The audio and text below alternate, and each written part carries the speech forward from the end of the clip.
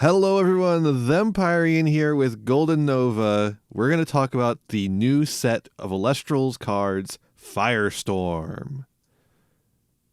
Yeah, as a dyed-in-the-blue Poseidon maniac, I'm very upset that they made a whole thing centered around fire and wind. I'm starting to feel like I don't belong here, if you're going to theme it so much. You got to find a place where you belong. And there's the mouse. Firestorm. It's a new set. Moonrise... it feels like just came out and we're already doing reveals for this. The reveals have been out for like 2 weeks now, but they finished coming out right when I had to go to Montreal. So it took me a while to get this together. Folks, real life is a tragedy, and you can help keep these kinds of situations to a minimum by going to the Thempyrean Patreon. That's right, you can directly contribute to the livelihood of our resident undead Lord of the Night, so they don't have to fly around to Montreal. Whoa, that's so cool. I wish I could do that. Whoa, who said that? How'd you get in here? That's right. One of the benefits is that we will mimic your voice as if you're in the video when we feel like it. And I'll give you a silly voice that sounds like shit.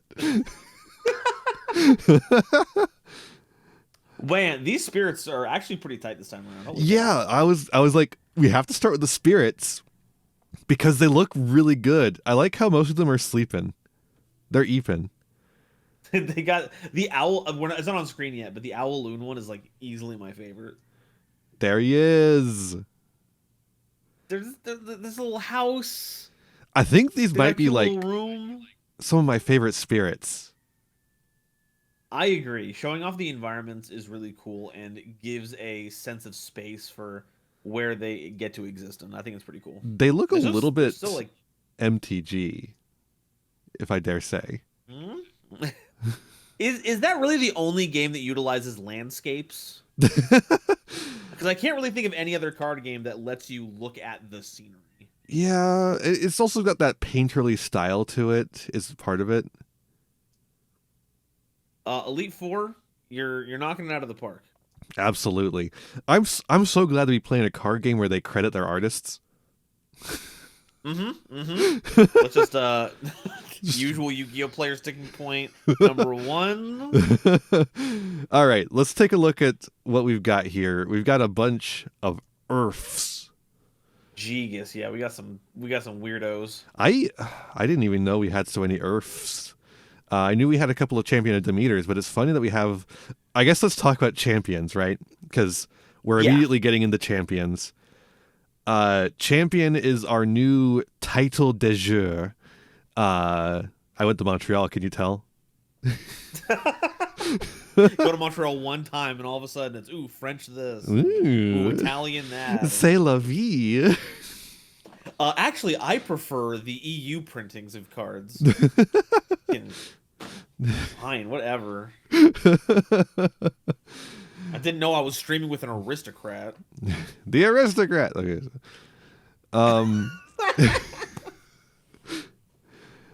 So champions. Yeah, this is our new title thing going on right now. It seems like it's going to be the theming for the next cycle of sets.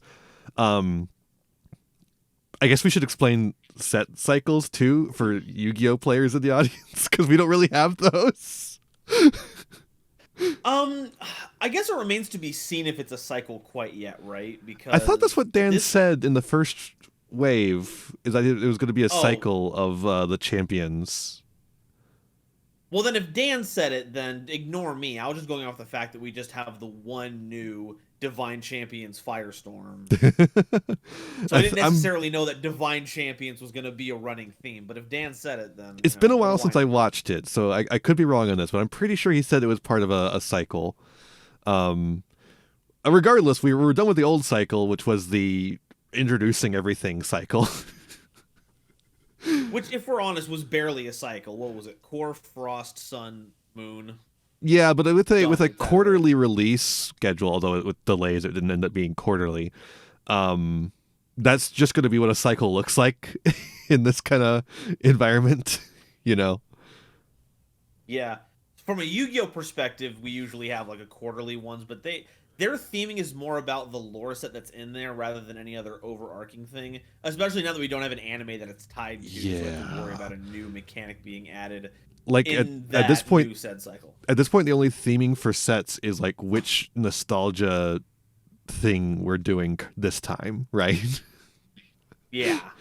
If you like, if you look at every core set, there's not a single core set since the anime ended that has a like new thing in it. It's always the box card, you know, the mascot like of the there set. Was the latest one is the new Utopia that they're doing for Alliance Insight. Mm-hmm.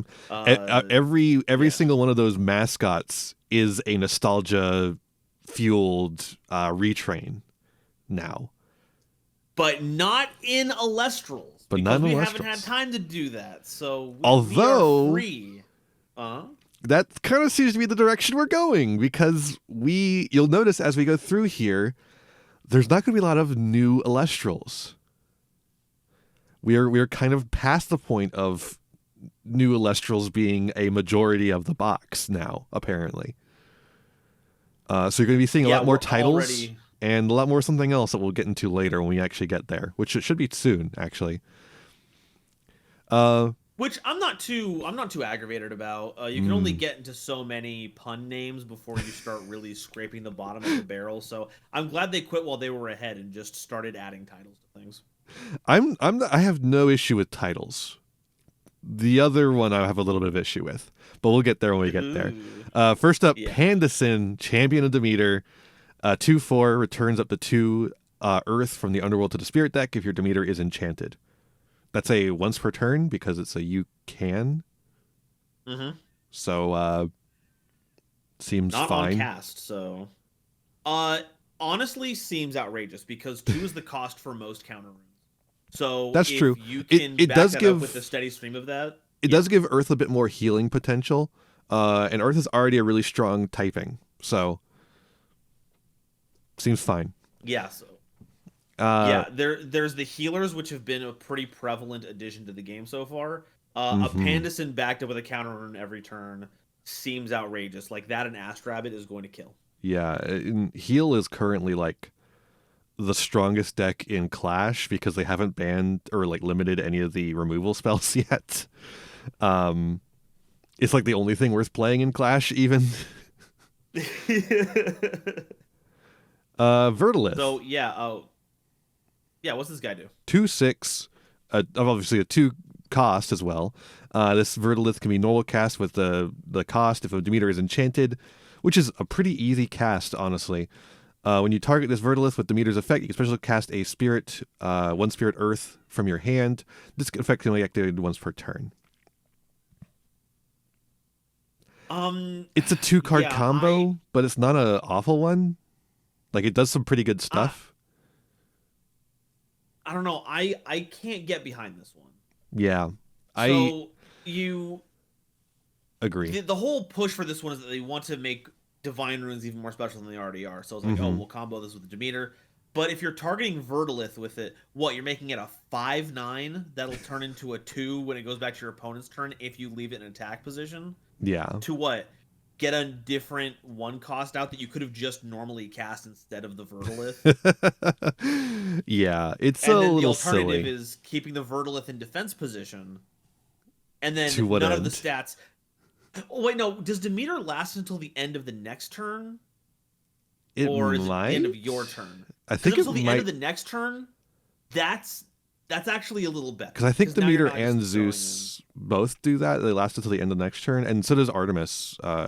Artemis's suppression effect lasts until the end of the next turn, so it might be that. I think. Elestrals, Demeter. Just 1 second. Yeah, folks. you do the googling. I have the.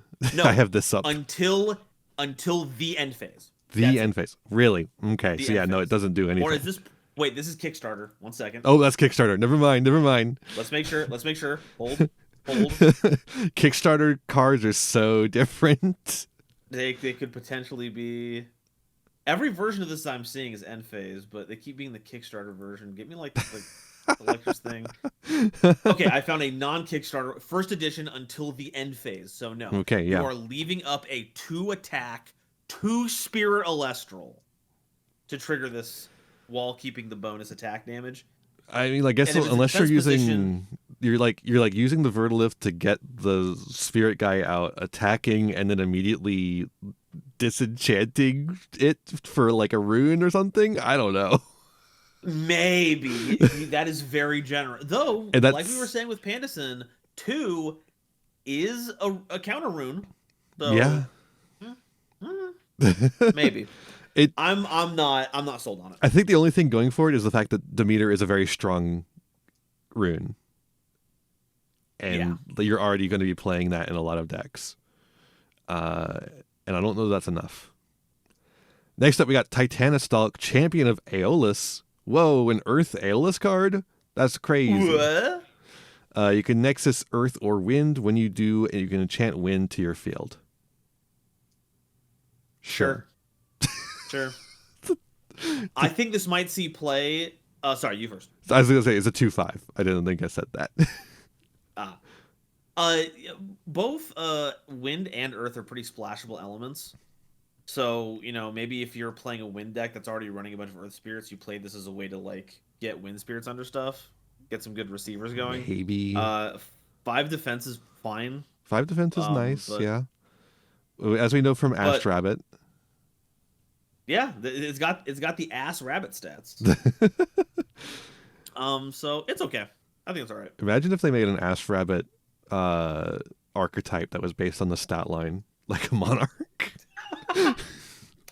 Hey folks, today we're playing 2/5. They got 2 attack, 5 defense, and we couldn't think of a better goddamn name. That would be that's an Elestrals ass name, right? Yeah. I'm on 2/5. Which is different from 1/2, which is not necessarily 1 power and 2 defense. It's just a defense that's divisible in half by the attack. So 2 4s, for example, that's a 1/2. If it's a 4/8, that's a half. Speaking of 2 4s, Spinimp, Champion of Hermes. Thank you. We haven't gotten to Hermes yet. He'll be in the Wind section. When you normally cast a Spinimp, you can search your deck for a Hermes and add it to your hand. You can disenchant Wind from the Spinimp in order to special send into Spinisect from your hand or deck. So this is why I guess Titanostalk adds a Wind to the field, so you can use Spinimp to disenchant it. That doesn't seem very good to me, though. Yeah, it's like, cool. Turn 1, you go Titanostalk, set up your defenses. Maybe your opponent doesn't have an Eddy, even though everyone's running Eddy. Following turn, you go Spinimp, activate Titanostalk. I guess maybe you could like even Nexus the Earth off of itself onto the Spinimp, and then it gets the Wind, and then you disenchant it for like a 3 spirit level up. Yeah, could do. I don't know. Because the Nexus has to come from somewhere. It does not seem great to me. The fact that searches Hermes is a lot more interesting. But I guess we'll get to Hermes when we get to Hermes. Yeah, and then of course the payoff is also going to be as important. What kind of stuff is Spinosect doing? Yeah, so this is Spinosect, Champion of Hermes. So obviously, because of the way Elestrals works, you could get the regular Spinosect as well. I assume there's one of those. Oh yeah, I got that guy pulled up whenever we're done with this. Yeah, okay. So this is a Wind Earth 5/7. When you cast the Spinosect, you can turn an Elestral to its owner's hand. When the Spinosect is sent from the field or deck to your underworld, you can Nexus up to 2 Wind. Which is probably an easier way to get Spinimp going, right? Because, just a spoiler here, Hermes lets you Foolish Burial cards. I think specifically Wind cards. So yeah, Wind Elestrals, you can just go. Since Spinimp searches Hermes, you can activate Hermes. Hermes sends Spinosect, and then Hermes effect or a Spinosect effect to Nexus off of Hermes onto Spinimp, and then special ascend into Spinosect from deck or hand, I guess. Requires you to play a lot of Spinosect, but maybe that's fine. Yeah, so you got to go in on it. But yeah, it does. Form is pretty funny too. It's an on-cast bounce, which I think is not worth doing as a 1-card combo. You know what I'm saying? Unless it's something you're doing like later in the game. Because like, what's the cost of that, right? You go 1 Earth Spirit for Spin Imp. Mm-hmm. Hermes, let's say you have to do minimum 3. Because you have to have the 2 for the effect and then the 1 to Nexus off of it. So we're already looking at 4 spirits. Yeah. Mm-hmm. We trigger all of that. We disenchant the wind from this to make the spin effect, which is 5. So this is a 25% cost of your whole game's actions to get a bounce. 5/7 with a bounce. Yeah, I don't know about that. Or a 1/9 that can attack like a super heavy samurai. Whoa. Ooh. That's actually like kind of cool. I guess that's the other bit of effect that's kind of cool as far as that goes. Yeah, I don't know. Spin Imp might be good just as if your deck wants Hermes access, at least it fulfills that. Any further than that, maybe it's a backup plan, like if you're ahead and you have to get over like one last hurdle to cinch it, but that seems like a lot of cost and a lot of opportunity cost for deck building just for that. For sure. I agree. Speaking of a bad card, Drataya, Escape from Tartarus. It's so bad they won't even let you play it. They want to make sure you're not making that mistake. Drataya is banned. Yep. So now we're talking about Escape from Tartarus, which is our new way of errataing cards that were too powerful to be allowed in the game. Hell yeah. Drataya Escape from Tartarus is a 2/4 that allows you to discard an Ambrosia or a Golden Apple of Discord in order to draw 2 cards. That's a once per turn because it's a you can instead of a when. Mm-hmm. Imagine if it was a when you can and it would miss timing. Complaining about missing the timing. Second Yu-Gi-Oh player thing to say. I think it's awesome that A-Drive is making fucked up, beat up versions of banned cards for us to be like, yeah, get his ass.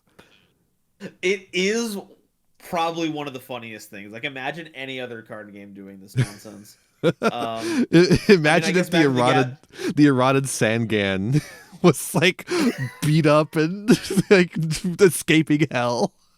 Sangan, victim of police brutality. You know what? Actually, that's kind of what the story of the tour guide, like the bus stuff is. Yeah. As the lore guy, I'm only making flavorful additions to these cards. It's like he's just not beat up enough. He needs to be more beat up. Is the only difference. This guy is not as good as the original, obviously. Yeah, the thing that made Drataya good, on top of the fact that it was almost an infinite draw engine, was the fact that you were getting the draws on top of the busted Ambrosia effect. Mm-hmm. I'm pretty sure people are still not playing Golden Apple of Discord. So yeah. Keep an eye out. You never know. I can't think of any situation in which I would want to give up an Ambrosia for card draw, which is the funniest thing to say in any card game I've ever played. Yeah. It's like, oh, I don't want to get these draws because I need heal. I need to heal. You don't understand. Oh God. Fixed, but in a terrible way. Yeah, I think a little over fixed, maybe, perhaps. Yeah. But I wouldn't want to see it come back in its normal way because Earth is already such a powerful element anyway that even for just sure. Incidental, like, card draw isn't bad. It's just if it's bad if you have to give it up for other things. Mm-hmm. So I think that's the only way they could have done it. Yeah. Speaking of a card trying to fix a card on the Forbidden Limited list, Viscerus. Okay, now it's time to talk about it because you might notice that Viscerus doesn't have a title, and it's not a reprint. So does that mean it's the same card? No, because it has a new effect. This Viscerus gets +1 for each Viscerus on the field. While there's another Viscerus on the field, this Viscerus is unaffected by opponent's counter runes. Okay, well that's pretty good, but like you can at least play 3 of these, right? No. Well, What? yes. You can play 3 of this one, but you can only play 2 of the original Viscerus. If you look at the Forbidden and Limited list, which I should have pulled up, it specifically lists the set codes of the banned cards. And apparently there's a reason for that. And it's this. They are doing the Pokemon thing where they can just print the same card with the same name, but a new set code and a new effect, and it's a new card. And so it's not applied, the ban list is not applied to it, but it is still applied to the other Viscerus. So now this is the third Viscerus you can summon off of your before Visceruses, the base set Visceruses, which are still limited too. And for those of us who are somehow not knowledgeable about what the base set one does, what's base Viscerus do? Base Viscerus, I think it still has the +1 for each Viscerus on the field, but it then, when it destroys an Elestral, is able to summon another Viscerus from the deck. Or is it deck and hand? I don't remember. I forget, but I think it comes out specifically in defense position. Which makes this a pretty bad summon off of that, but it is unaffected by counter runes, so... Yeah, it's just really confusing, honestly. Like, you have to say that in... No, go ahead. I think this works for Pokemon, right? Mm-hmm. Pokemon does not have nearly as aggressive a reprint strategy as Elestrals does. So every time you say we've semi-limited base set Viscerus, you also have to say we've semi-limited tournament pack 1 Viscerus. We've semi-limited whatever other places Viscerus has been printed in that aren't specifically Firestorm, and whatever reprints this Viscerus gets, right? Yeah. It's like the fact that it has to go through all these specific set codes is really annoying. Especially when we already have a system for doing this called titles. We already fixed the problem. But this way, that's like... Viscerus applies to the limit of 3 per deck. You see, titles don't apply to that. You can have 3 Drataya Escape from Tartarus and 3 Drataya, assuming Drataya is not banned. But you can't have 3 of Firestorm Viscerus and 3 of base set Viscerus. You can only have 3 total Viscerus. So how are you telling this to a new player, right? You have to go, each Elestrals you can play with that name, you can play it 3 copies. However, the ban list can change the number of copies of a set code you can play. Mm-hmm. Yo, is that an FST Viscerus, or is that a whatever the fuck base set's number is? And then you have to tell them, you know, which of the sets, all of those ones are hit on the limited list and which ones are not. And then you have to say, okay, but then also there's titles, which makes it count as a whole separate creature because it's a different name now. Mm-hmm. I don't know. Like, this lets you play a full 3 Viscerus without, like... But I would have loved to see a world where they made it a Viscerus titled one so you could play a total of 5. Because this feels like one of those decks where you could build like a whole bunch of Visceruses in and get that bonus. I don't know about that. That would be so powerful. It would be too much. Especially with such a powerful card as if there's another Viscerus on the field, this Viscerus is unaffected by opponent's counter runes. Okay, so we're yeah. I think they should just let us play like 18 Viscerus. They need to keep printing newly I want an Viscerus entire deck of Viscerus. Yeah, let us do it. Also, I'm only really seeing it just now. Viscerus has kind of got like the Gigan look going on. Right? Yeah, it's fucking Gigan. Gigan, yeah. It's so cool. Hell yeah. I love Viscerus. Yeah. Okay. Anything else about this debacle that you want to cover? Well, here's another one. Panzer. Panzer 2. This is the this is the Panzer 2. I can't wait for the Panzer 3. That model's going to really get stuck in the swamps of the Soviet Union. Look, I'm just waiting for the Battle Angel Alita crossover so we can get Panzer Kunst. It's going to go crazy. When are we getting the mouse? I want to. Panzer's a 3-4 with one for one. No, go ahead. I want a fucking T-34 so I can kill Panzer. All right, yeah, it's a 3/4/1. When you cast this Panzer, you can enchant a number of Earth in this Panzer up to the number of Elestrals on an opponent's field. When this Panzer is destroyed by battle, you can draw a card for each enchanting spirit on it.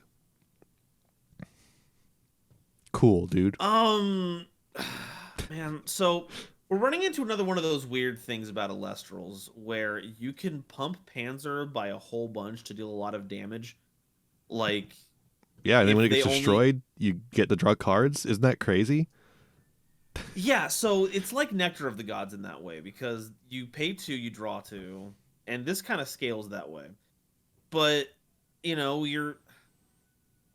maybe if you can get that trade-off, right, where this attacks over like a one spirit Elestral and you can get in for like 2 free damage, and then it's a free Pot of Greed if it gets destroyed.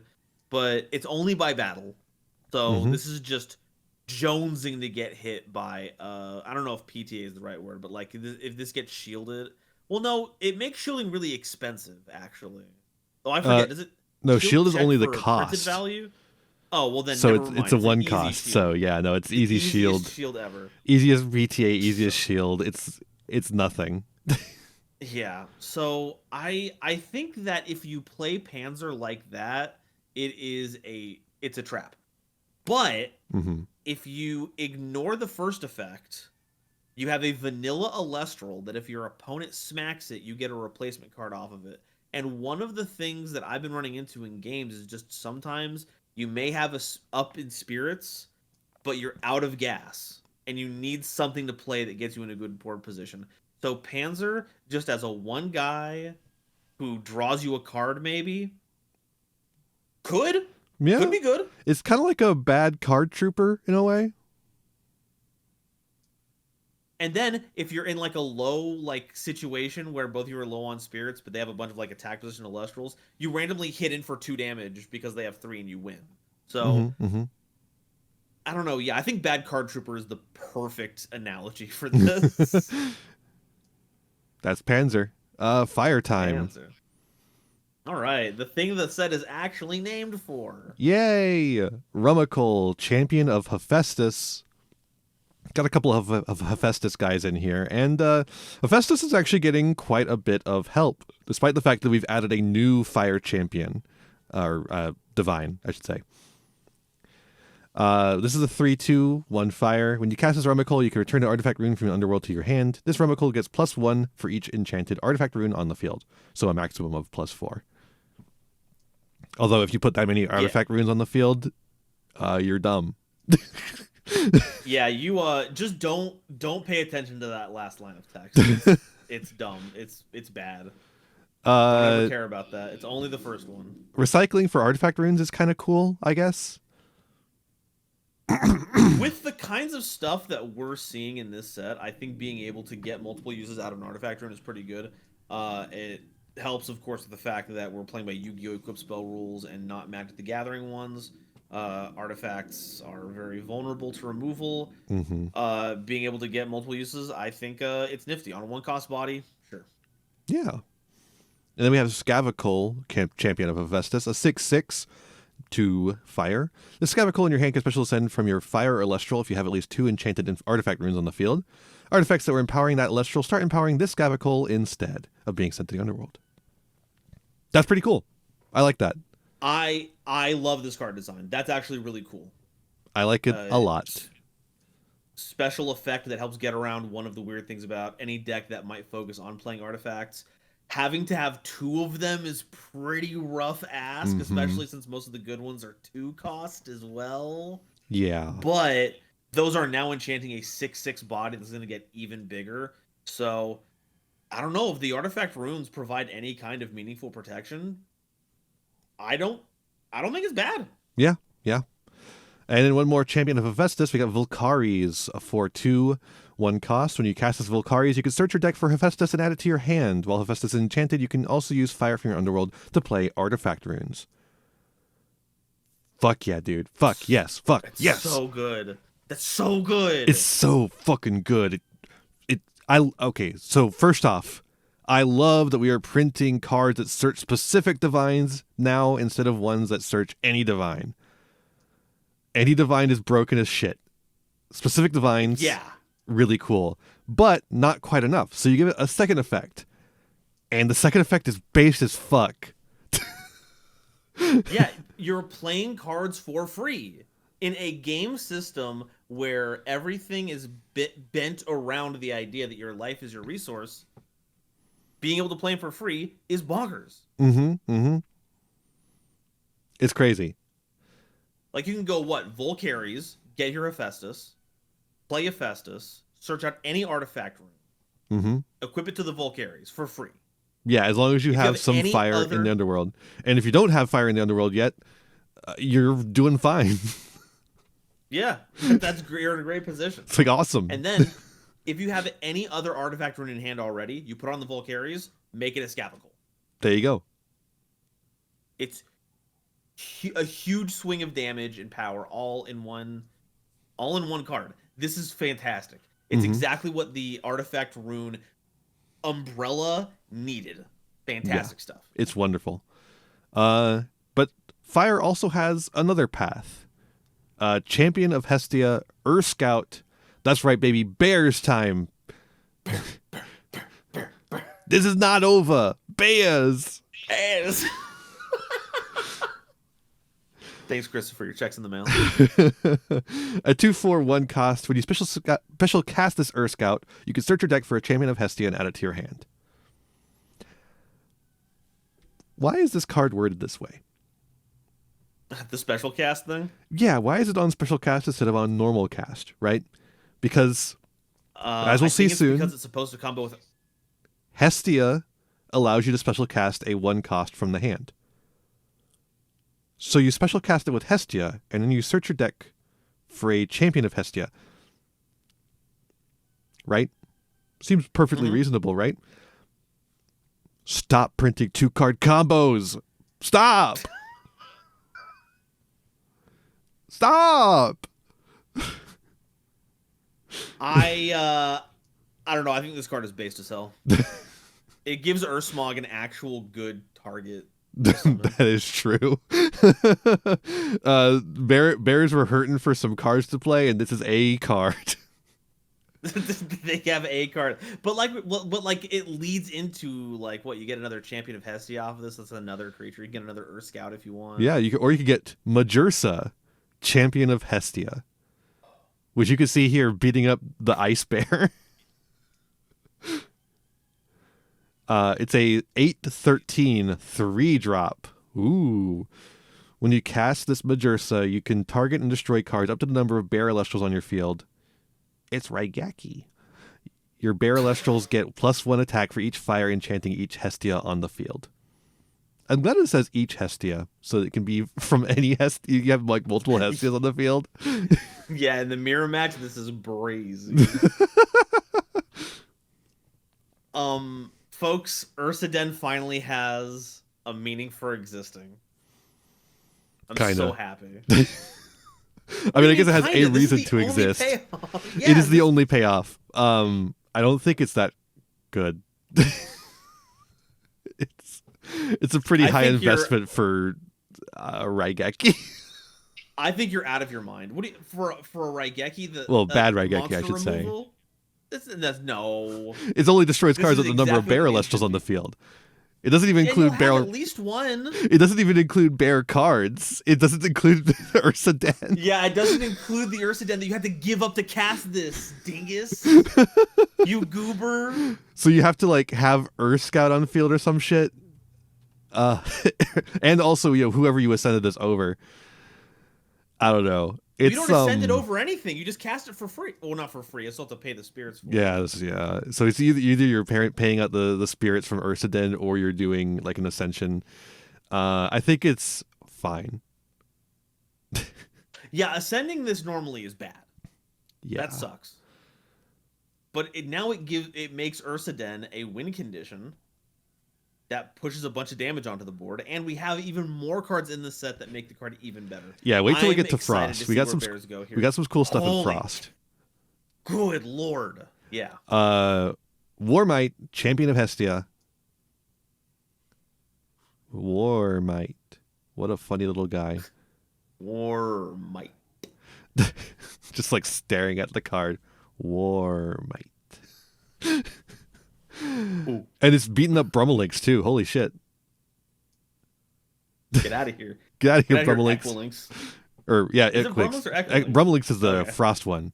Sorry. Yeah. I play Frost. I don't play Earth. Get your ascensions right. Golly. Excuse me, they're Nexuses? I'm going to expose you to something. When this Warmite receives one or more fire, you can target an Elestral and give it -3 until the next turn. When a player casts Hestia's Hearth, you can return up to 2 fire from your underworld to your spirit deck. Sure. Healing. Hestia's Hearth we haven't gotten to yet. I don't even remember what it does. Same here. We'll have to come back to this later.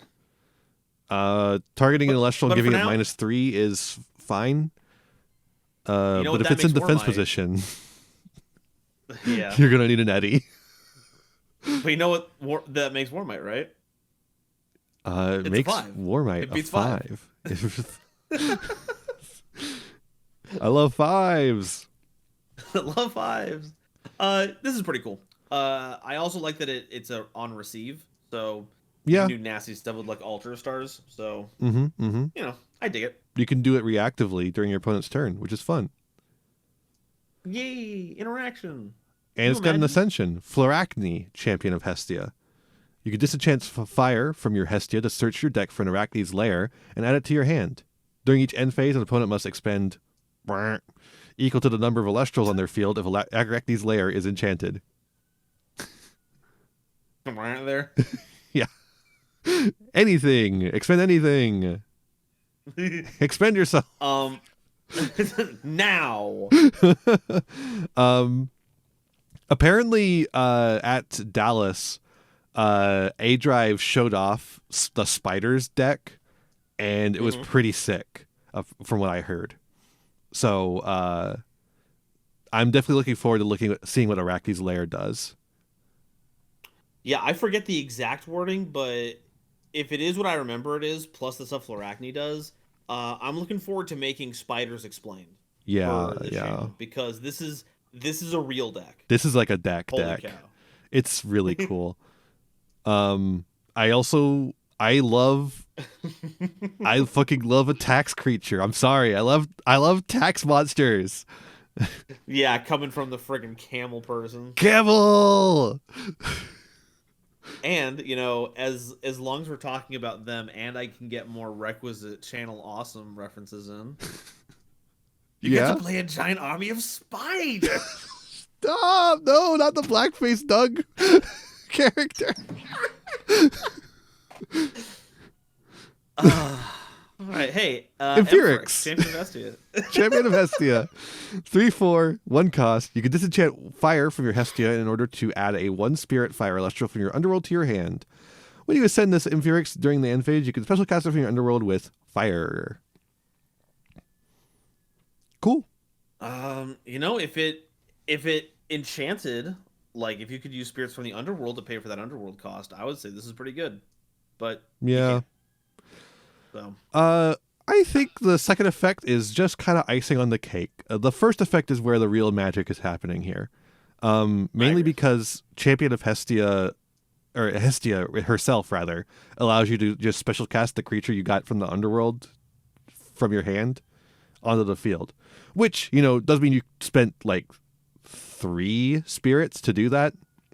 Because obviously you're disenchanting 1 from Hestia for the effect of Infurix, disenchanting 1 from Hestia for her effect, and then, you know, the special cast is adding another one on top of that.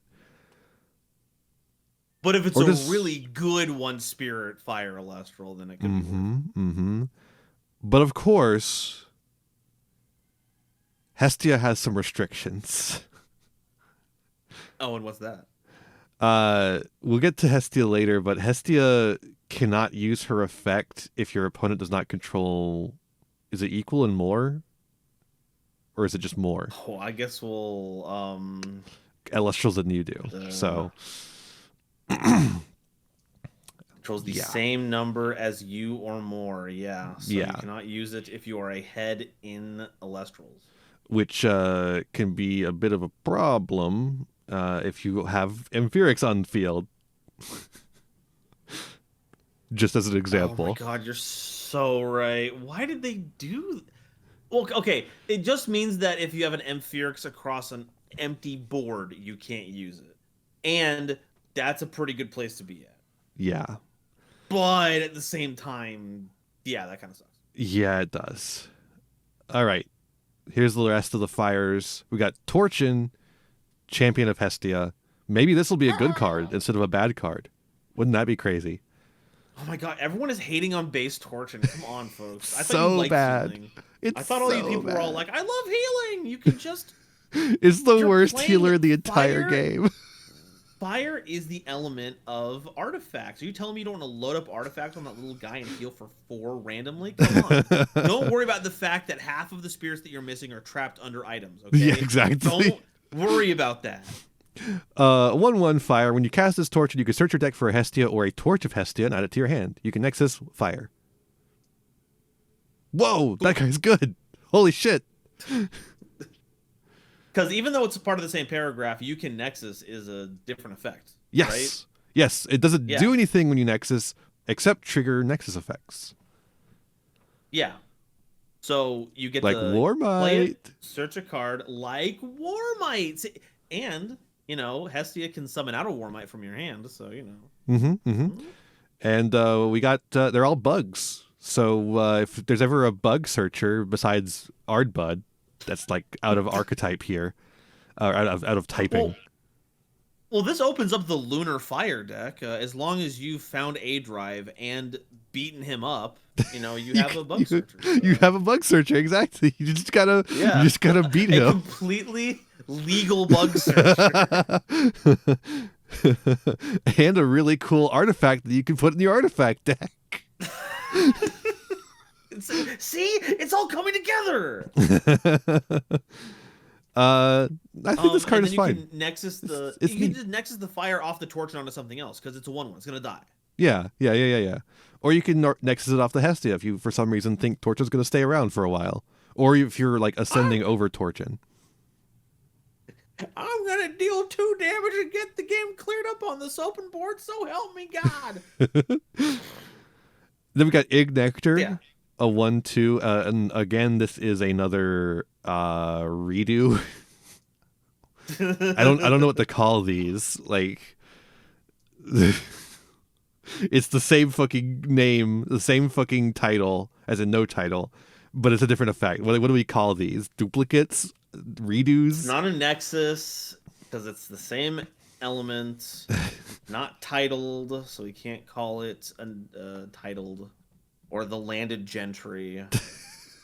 I think we just have to preface them with a different. Yeah, Firestorm Ignector. That's really all we can do right now. We have to name it by the set, which is not my favorite thing. No. That is not building up the world that it lives in. Everything else, you could justify it with something. The Nexusing is literally the weird spirits moving around. The titling... You know, these ones are all literal champions of the divines of this world. This one is just a different Ignector that has like a genetic mutation. And they didn't do anything with that in the lore. And, you know, I'm sorry, I can't get away from the flavor of card games. Your flavor has to be good. You could have called this one Ignector, Nectar of the Gods, right? Because that's what's happening here is the other side of the full art of Nectar of the Gods. Yeah. Anyways, but then, like, because they made titling a whole separate creature, now you can't do that if you want to keep them in the same name. Yeah. 1/2 fire. When you cast this Ignector, you can search your deck for a Nectar of the Gods and add it to your hand. Cool. The more decks that exist that trigger off of Nectar of the Gods activations, they'll be set. Certainly don't be playing it regularly. Fire, Earth, Deep Draw. Let's go. Waspfire. Chill. A 6/1/2 fire. You can discard a fire card to force an opponent to expend fire equal to the enchantment cost of the discarded card. Burn, babe, burn. This one I can kind of vibe with. So the worst part about playing Eruption is they have to play a card that specifically just does burn damage. Mm-hmm. Waspfire just gives the option of any fire card in your hand to be a Eruption. That's true. The thing I don't like about it is it's a once per turn, whereas the original Waspfire is able to do like a wombo combo that instantly kills your opponent, as long as Drataya is legal. And that's a problem for you. Mm-hmm, mm-hmm. It's a problem that this version isn't going to end up with a terrible play environment. Yeah. The problem is that it's bad.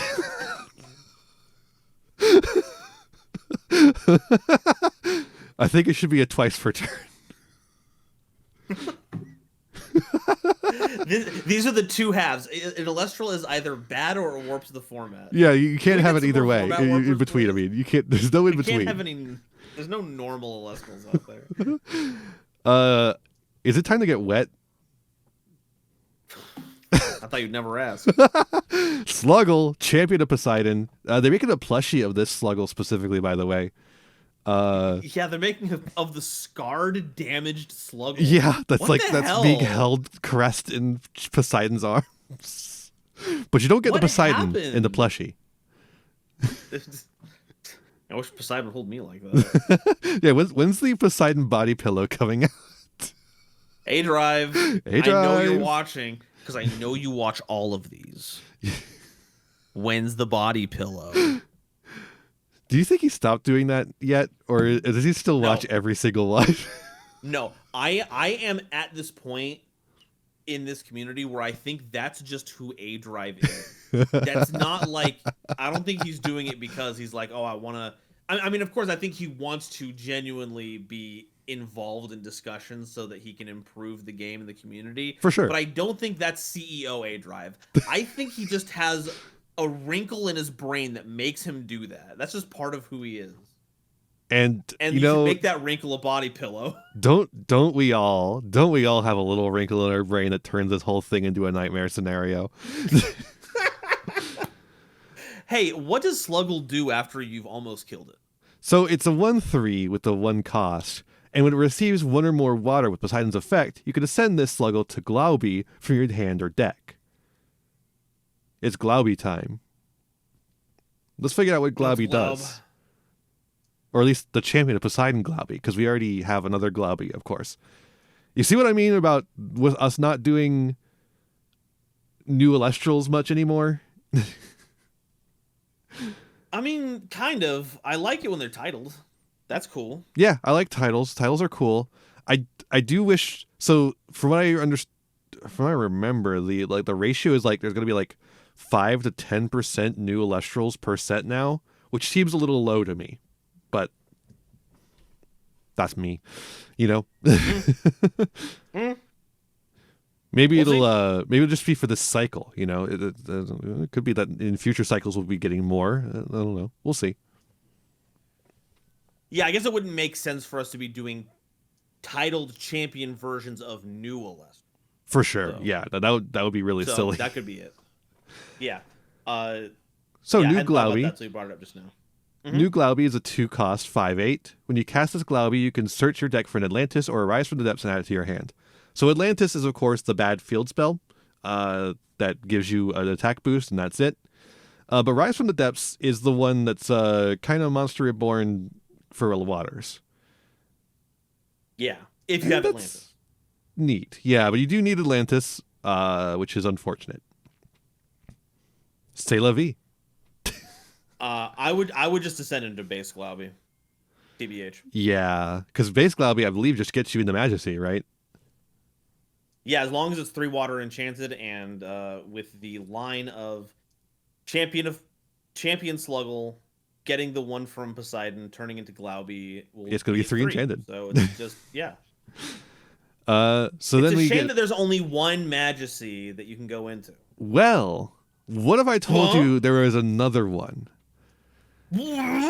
Majesty, Champion of Poseidon, is a 3-drop 6/14.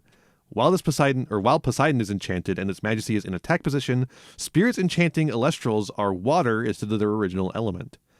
You can return up to 2 water for your underworld to your spirit deck if this Majesty is in defense position.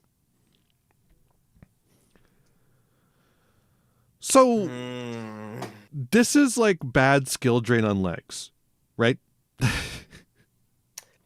Yes. It doesn't negate waters, but by turning everything that's not water into water, it negates the effects of every non-water on the field. Yeah. In attack position. With 6 attack. And ones that require multi-water, too. Yes, that's true. Yeah. So that's discouraging. I'm not going to sit here and tell you that a 3 cost with 6 is, permissible. But all the 1 costs in the game are like, what, 5? Oh, there's some 6s in there that make up the majority of the deck 5s.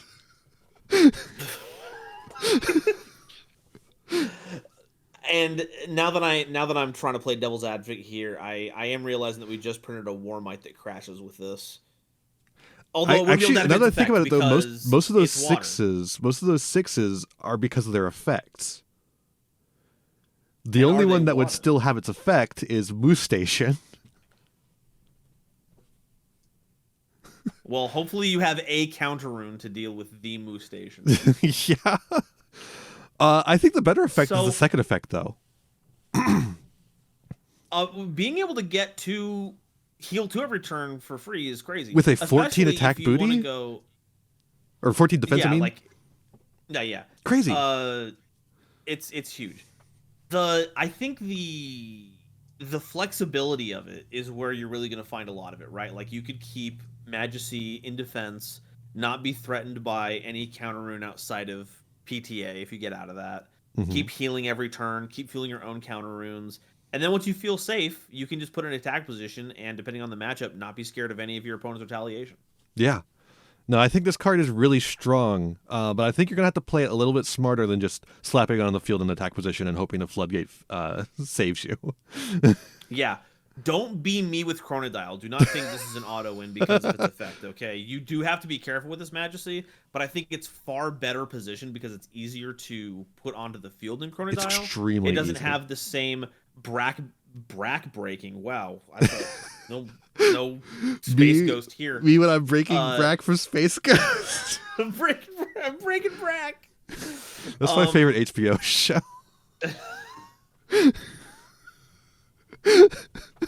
Dude, I love it. I loved it when Jesse Pinkerton walked in and was like, "You should be fishing for ham scraps, you 6-piece chicken McNobody." No, yeah. So it doesn't have the back-breaking requirement of you to have 6 enchanting spirits on board. It is self-sufficient, easy to get to, and if Atlantis is on the board, it's also a 9. And the way this is being played, maybe you're playing a Verdilith that has Atlantis, in which case the only weakness of this card is gone. And you might even have Galaxy on board, in which case it's and you might 14. Even have Galaxy on board. So, yeah, I think when people say this is a bad skill drain, that takes a spotlight away from the rest of the card, and also bad skill drain in a game that doesn't necessarily have skill drain is still a skill drain. Yeah. I think this is cool. I don't think it's meta warping, to be clear. I think this has a place somewhere in the meta, though. Potentially. Very potentially. And remember that it's spirits enchanting Elestrals. So if your opponent pulls a spirit off of an Elestral to pay for the cost of something, it goes right back to being whatever it has to be. So keep an eye out for that.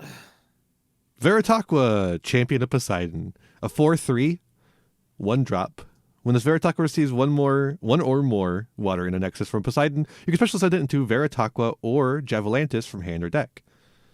So you're wondering, why the fuck does it special send into Veritaqua? So you can get the other Veritaqua, the one that's not Champion of Poseidon,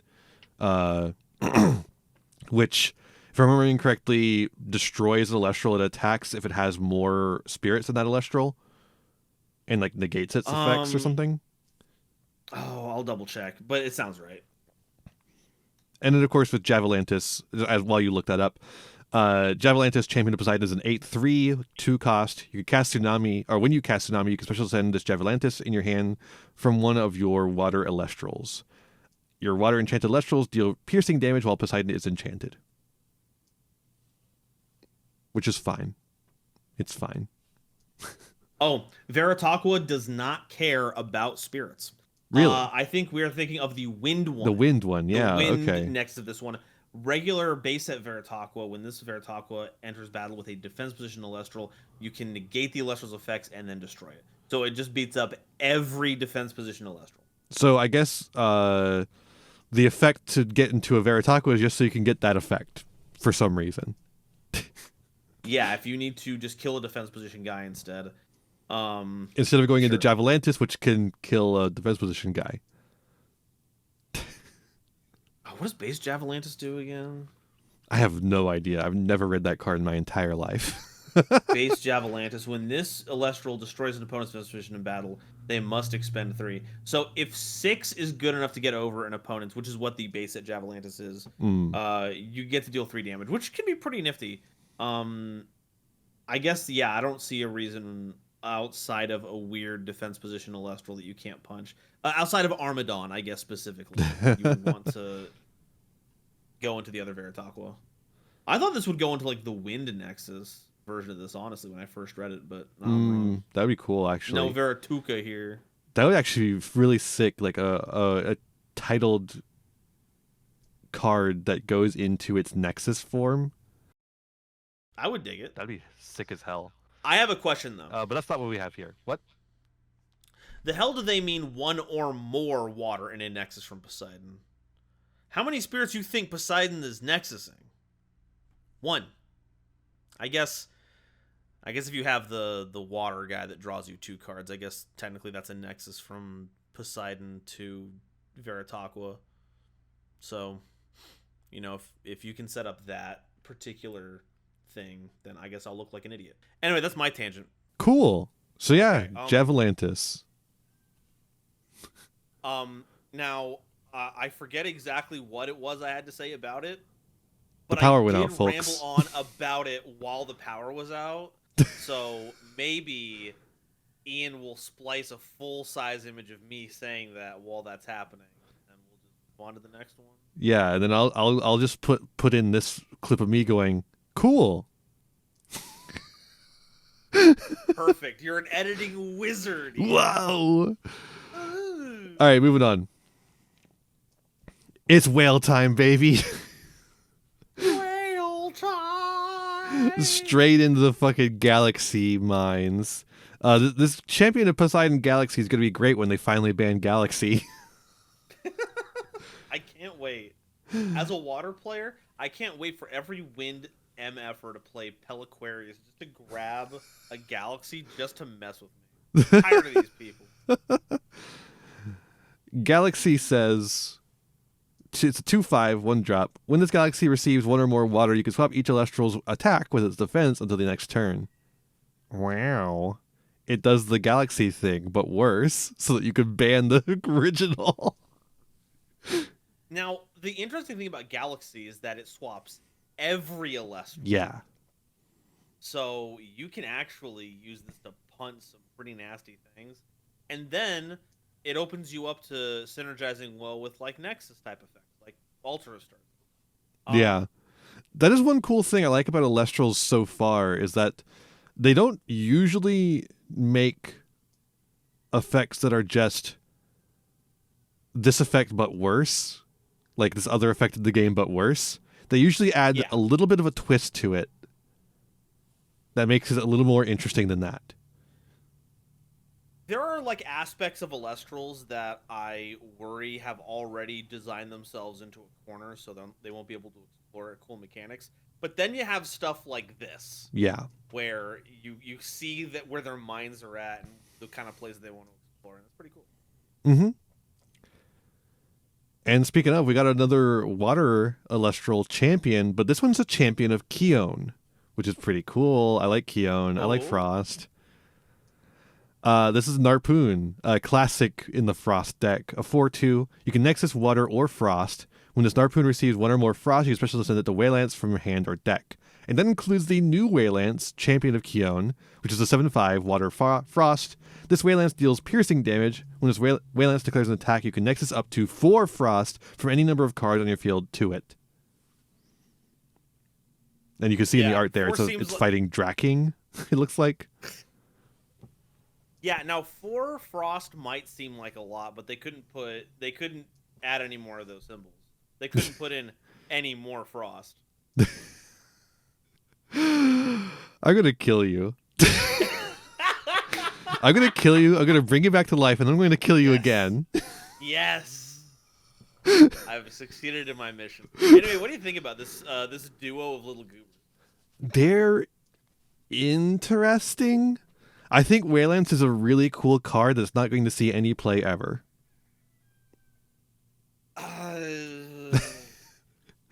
Like, that's a really cool effect. Good luck setting it up. So I think what I like here is that Narpoon can, of course, go into multiple Waylances. Yes, it can go into the original, which is cool. And base Waylance rules. Mm-hmm. So cool. I love having Pithing Needle in my Elestrals card game. But if you are somehow playing one of those high rolly Frost decks that makes big dudes that have lots of Frost spirits under them, I could see a potential future where you hit in with them, and then you attack with Waylance, and then steal all of their Frost spirits to get in for just massive piercing damage. But much like the element that it's based off of, this is magical. You are completely right that there is no reasonable scenario in which this. Like, Frost is a really good typing to set this kind of thing up. The Chivalror line can get Frost out of the underworld and onto the field. Catarant can help you heal. But 4? Are you sure about that? Well, thankfully it's up to 4. So yeah, it could do less. But like, if you're trying to get this ultimate kill button where you're just like, and it's a 7 attack guy, like that can reasonably hit over stuff. It can reasonably hit over a lot of things. If your opponent is on any sort of game plan deck, though, you're gonna have trouble getting over things. Yeah. Well, thankfully, game plan decks suck in this game. So that's true, but unfortunately, you are also a game plan deck. No. Quickly transition us out of the rhetorical box that I've argued myself into. We have our first new Elestral here. It's Harpy. So happy. I'm so happy. It's a 2/3.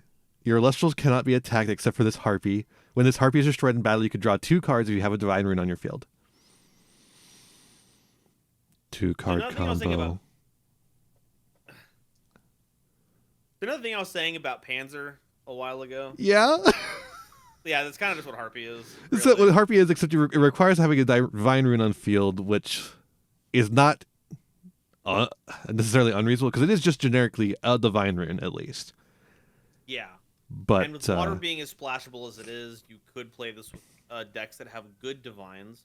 Yeah, and it does seem to create a dupe lock. So... That's true. If you go Harpy, Rise from the Depths, second Harpy. Mm-hmm. No amount of eddying is going to get you out of that situation, buddy. It does take up 2 of your 4 slots, which is a little unfortunate, but you can still have 2 more.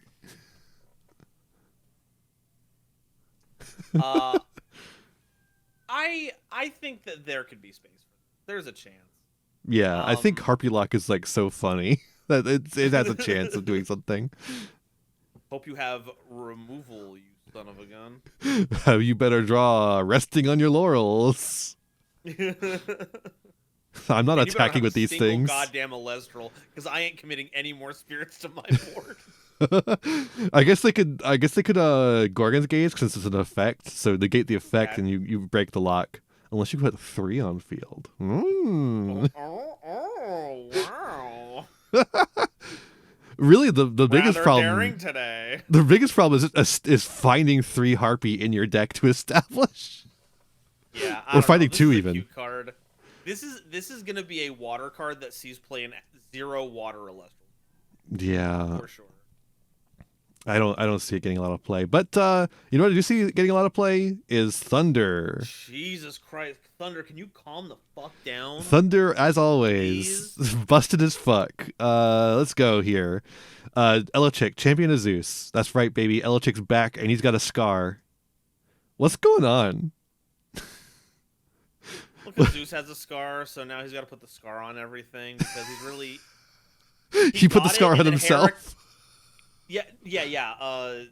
Zeus was like, I'm gonna get a really sick face tattoo. Do you like it, Hera? And Hera was like, I guess it's okay. And that really hit him in his very fragile masculinity. So now all of his pets need to have the same tattoo. Yeah. And as the lore master, not just of Yu-Gi-Oh, but of everything, you can trust that. That's real. That's real. Yeah, Hera was drawing her persona, and then Zeus came over and said, "That's cringe." And then she said, "You're cringe." And then he went and cried in the mirror and scarred himself to make him look cool. Also true. When this Elechick declares the attack, you can give it 1 attack for each Thunder, enchanting each Zeus on the field until the next turn. Fucking Christ. It's funny. It's very funny. You don't even have to boost the debuff someone to make this Elechick good. If you have Zeus on board, that's crazy. Yeah. And it gets worse. This is a 4 enchanter. Yeah. How does it get worse? It gets worse with the next stages of its evolution. Ascension.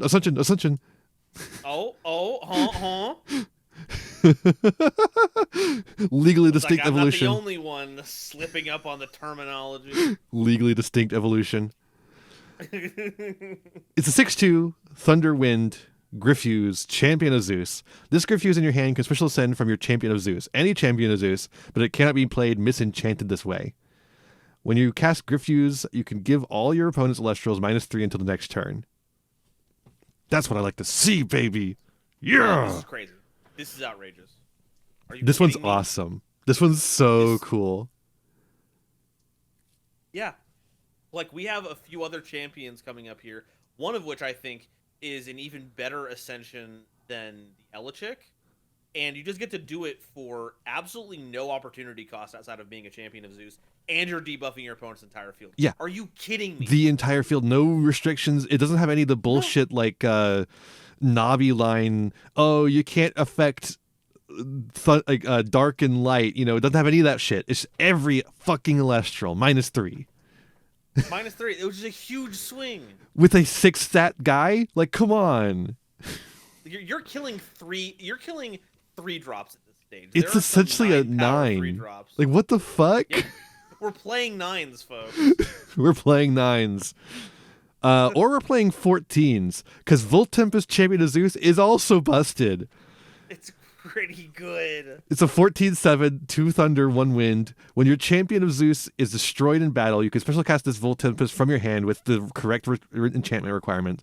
If your Zeus is enchanted and you control no Elestrals. Gores, baby! Gores is back! They brought Gores into the Elestrals. Fucking hell! What do you say about this?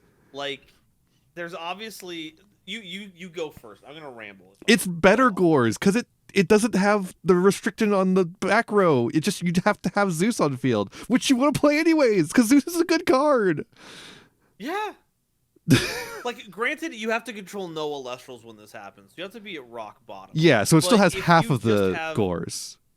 Yeah, but like what? You can, if your opponent goes all in to try and out your established board, and the last one that they kill is, they have to make sure the last one they kill is not a Champion of Zeus. Because otherwise, if you have 3 spare spirits around, you've now dropped a 14/7. Yeah, they have to fucking 4 for your PTA, idiot. They have to fucking play around Gores by hitting the non-champion of Zeus last. Yeah. Or if it's your turn, you crash your own. Elechick is a main ability. Yeah. You can just smash that and then get the 14/7 and then attack again. Good job paying 4 for your Shield of Achilles, you nonce. I'm gonna summon this again later. It just goes back to the Shield of Achilles. Just put it back to hand where you can do it again. Yeah.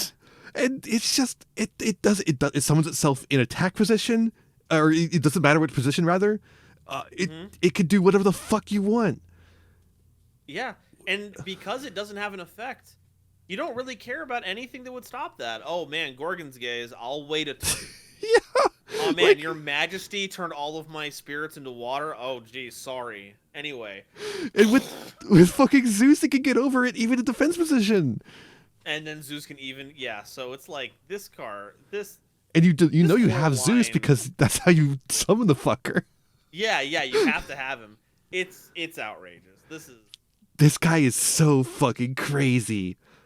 I'm like, and unfortunately, you go first. I'm kind of excited about it, honestly. I think this is going to bring a lot of energy to the game, but only for Thunder, which is the unfortunate part. Yeah. I wish this was Gores for everyone. And you know what makes this even funnier? Mm-hmm. There's another way to play around this. Yeah. Make sure your opponent doesn't have Zeus. That's true. And we do have a card that gets rid of Zeus. It's called Thunderstorm. What element is that in? Again? What element is best for dealing with our opponent's thunder stuff? It's thunder. Buy Zaptors, folks. Invest in Zaptor. This is my market watch. Invest in Zaptor.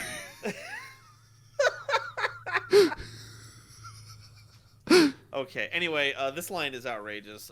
Thunder again. Million years thunder. Million trillion years thunder. Every single one of these is like powerful. Some of them are broken. Some of them are powerful. Like Elechick is powerful. We've got to bend over backwards for these Earth Spirit. Like, maybe Spinosect has something it can do. And then the Elechick line walks onto the board and goes, yeah, get ready to die to Gores, idiot.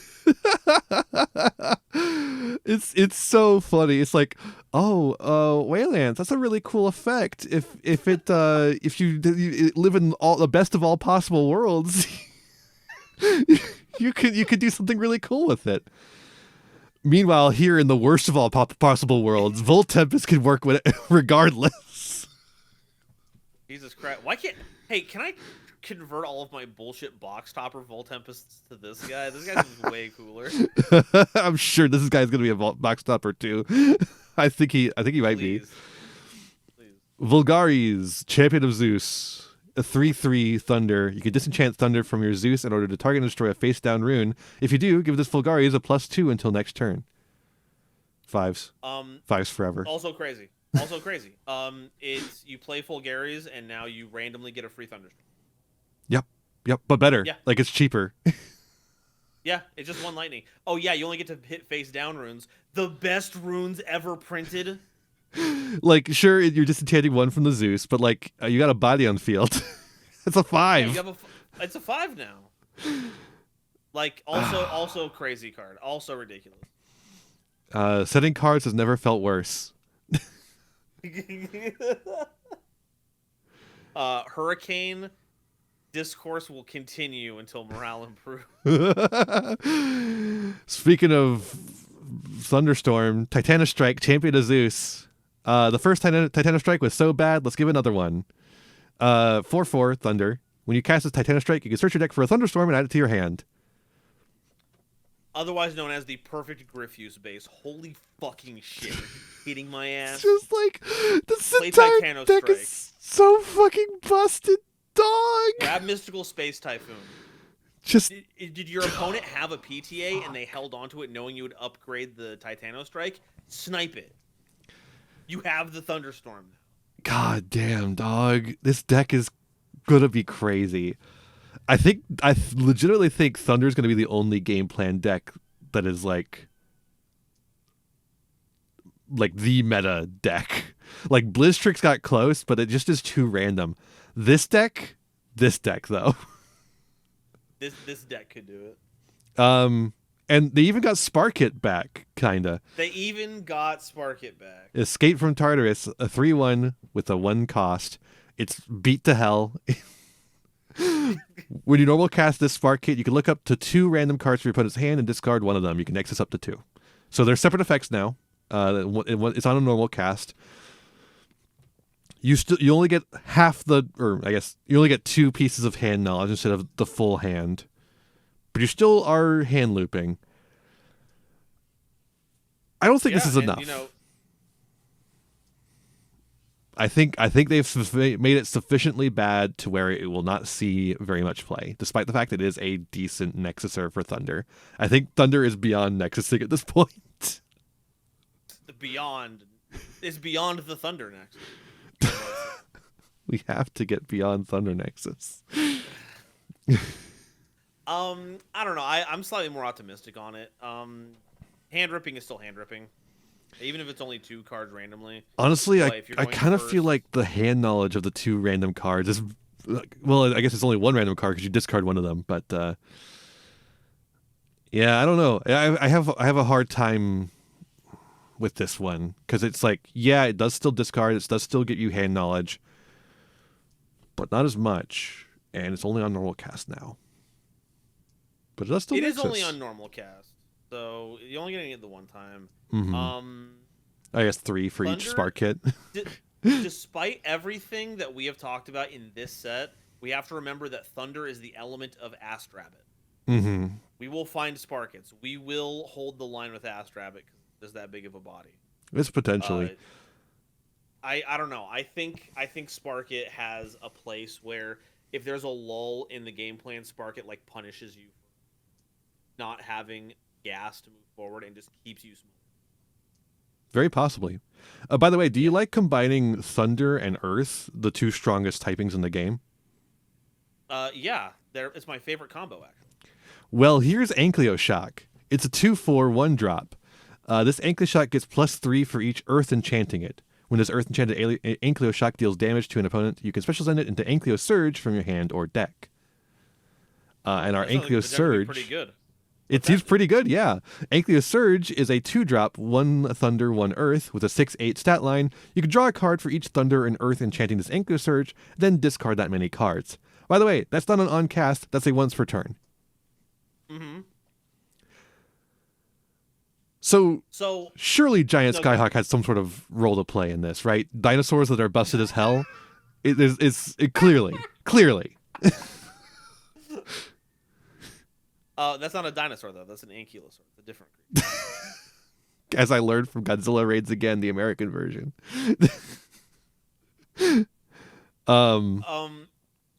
So what are you thinking about this? How effective do you think this is? I think these cards are cool as fuck. These are so cool. Ankylo-Shock is going to require you to do a little bit of nexusing. And it only makes it a 5. But what are you nexusing from, right? Demeter. True. That can get it up to, what, an 8? Mm-hmm. And, we're in a Thunder Earth deck. Who else is in Thunder? Zeus. So very possibly, you could be looking at a huge swing for Ankylo-Shock, making it pretty much guaranteed to get over something. Granted, that's a 3-card combo, folks. But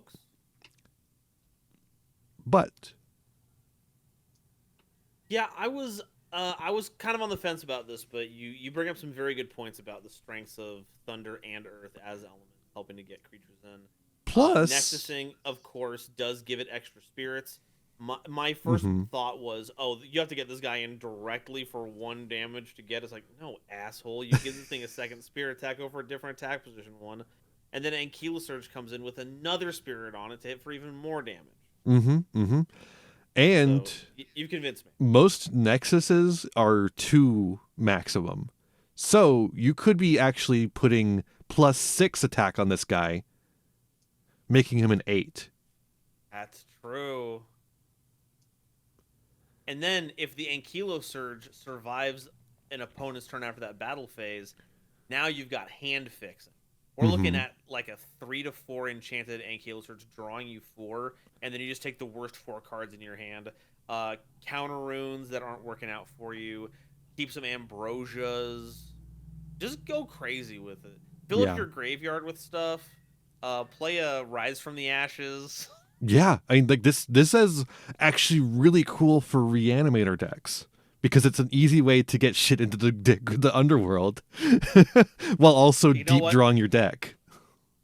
I was gonna be a cynic about this, but you have warmed my terrible icy heart on this one. The card's actually pretty. I do have concerns though. I do definitely have concerns. Removal, any removal at all. Literally any of them. Gorgon's Gaze fucks this over. Shield fucks this over. PTA obviously does as well. And if you don't have the combo, then this card sucks ass. Yeah. But like the combo's actually pretty rough now that I'm thinking about it, because it's a 3-card combo. You got to have Ankylo Shock. You got to have Demeter or something else to Nexus Earths off of. And you got to have an Earth Nexuser. Yeah, which is right now what? Equilinx is the only one that's worth playing. And it's limited. Yeah, no Escape from Tartarus on that yet. But I think as Earth and Thunder both develop more Nexus cards, hopefully, this looks really cool.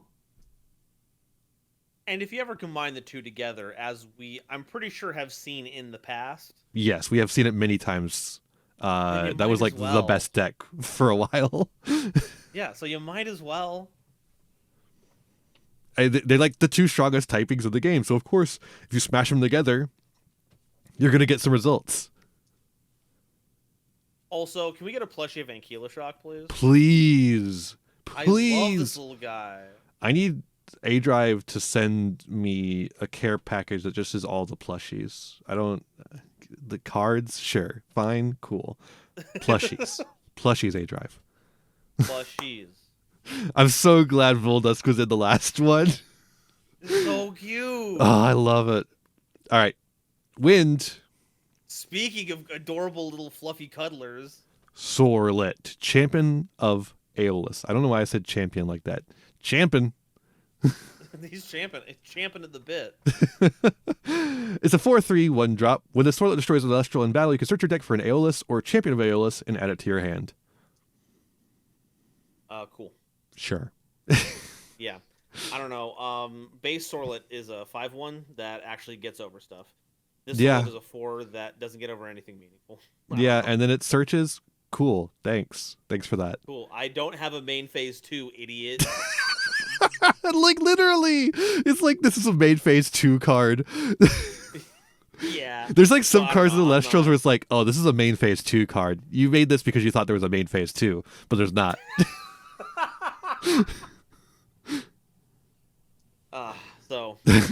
I'm not. Now the next one though. All right, so here's Chris Bohr, the irate gamer. No, it's Chris Soar, champion of Aeolus. We'll never not make that reference. I'm so glad they made the Earth one Chris Bohr. It's so good. What's it do? It's a 7/3 2-drop. This Chris Soar in your hand. You can special ascend from your Sorlet with Wind during your battle phase if that Sorlet destroyed Elestral in battle this turn. So, it's supposed to combo with the Sorlet Champion of Aeolus, but you could just play the other one. Yeah, that can actually beat stuff in battle. And then you get a free guy. Yeah, my misgiving here is that it's like you just That's upgraded him into a bigger vanilla. Like, yeah, cool, I guess. Awesome. Still dies to Eddie, one of the most played splash cards in the game. This is like bad Voltempest. Hey, Zeus, I was late to Firestorm. Could you give me your homework? Yeah, but change it a little bit so they know you didn't copy it from me. Speaking of a copy, we've got Galaxair, Champion of Aeolus. It's a 1/3. When you add this Galaxair to your hand with your Aeolus effect, you can special cast it with Wind. Cool. Well, as a base for getting to 2-drops, yeah, I think it's about as good as it gets. The only thing that could be better is that in a deck that's already burning spirits like crazy, the fact that you have to spend another spirit to make this work sucks a bit. If you could enchant from the underworld with that, then we'd be cooking. But right now it's... And I know you people. I know you Aeolus people. You're enchanting for 5. You're never going for 4. You're never enchanting for 2. You're always like, I will use 25%. I will go down to 15 turn 1. And I will not have any repercussions. I know you people. And then you're going down to 14 for Galaxair stuff. Mm-hmm. I don't know what your deal is. But hey, they made it for you. So if you want to play your 2-drops, go ahead. If you want to go down to 13 on turn 1, Galaxair has you covered. If you don't like doing that, though, there's always Hermes now, our new guy who does Foolish Burials for wins. And as such, we have new champions for him. Carrion, Champion of Hermes. See, he's got a little medallion there. Isn't that neat? He's got those obols. He's got a 3/1, 1-drop. When this Carrion is sent from your deck to the underworld with your Hermes effect, you can special cast it from your underworld using Wind from either your spirit deck or your underworld. Now, this is what you should be doing with Galaxair. Yeah, wait a second. This is just the same thing, but better. That's a decent attack. Are you kidding me? It's literally the same effect, essentially. The thing that I was saying, man, if only you could cast from your... I wish I had planned that shit out. I wish I had literally thought about that. And then Carrion is literally just like, oh yeah, I'll use one from... The one I just detached from the Hermes to send me to the graveyard. Yeah, I'll use that. Incredible stuff. Damn, I'm so stupid. You're gonna kill me, literally. But yeah, so this... But yeah, this card is bonkers. This card is awesome. I love it. That's it. The thing that I don't like about either of these is that they specifically only trigger when being added or sent by their Divine's effect. Very true. So unfortunately, we can't just play Carrion for free in Blistrix. Yeah. The random mills. Can you imagine? Oh my god, because it also is just a fucking wind, and Blistrix needs winds. Yeah. But, you know. You win some, you kill some.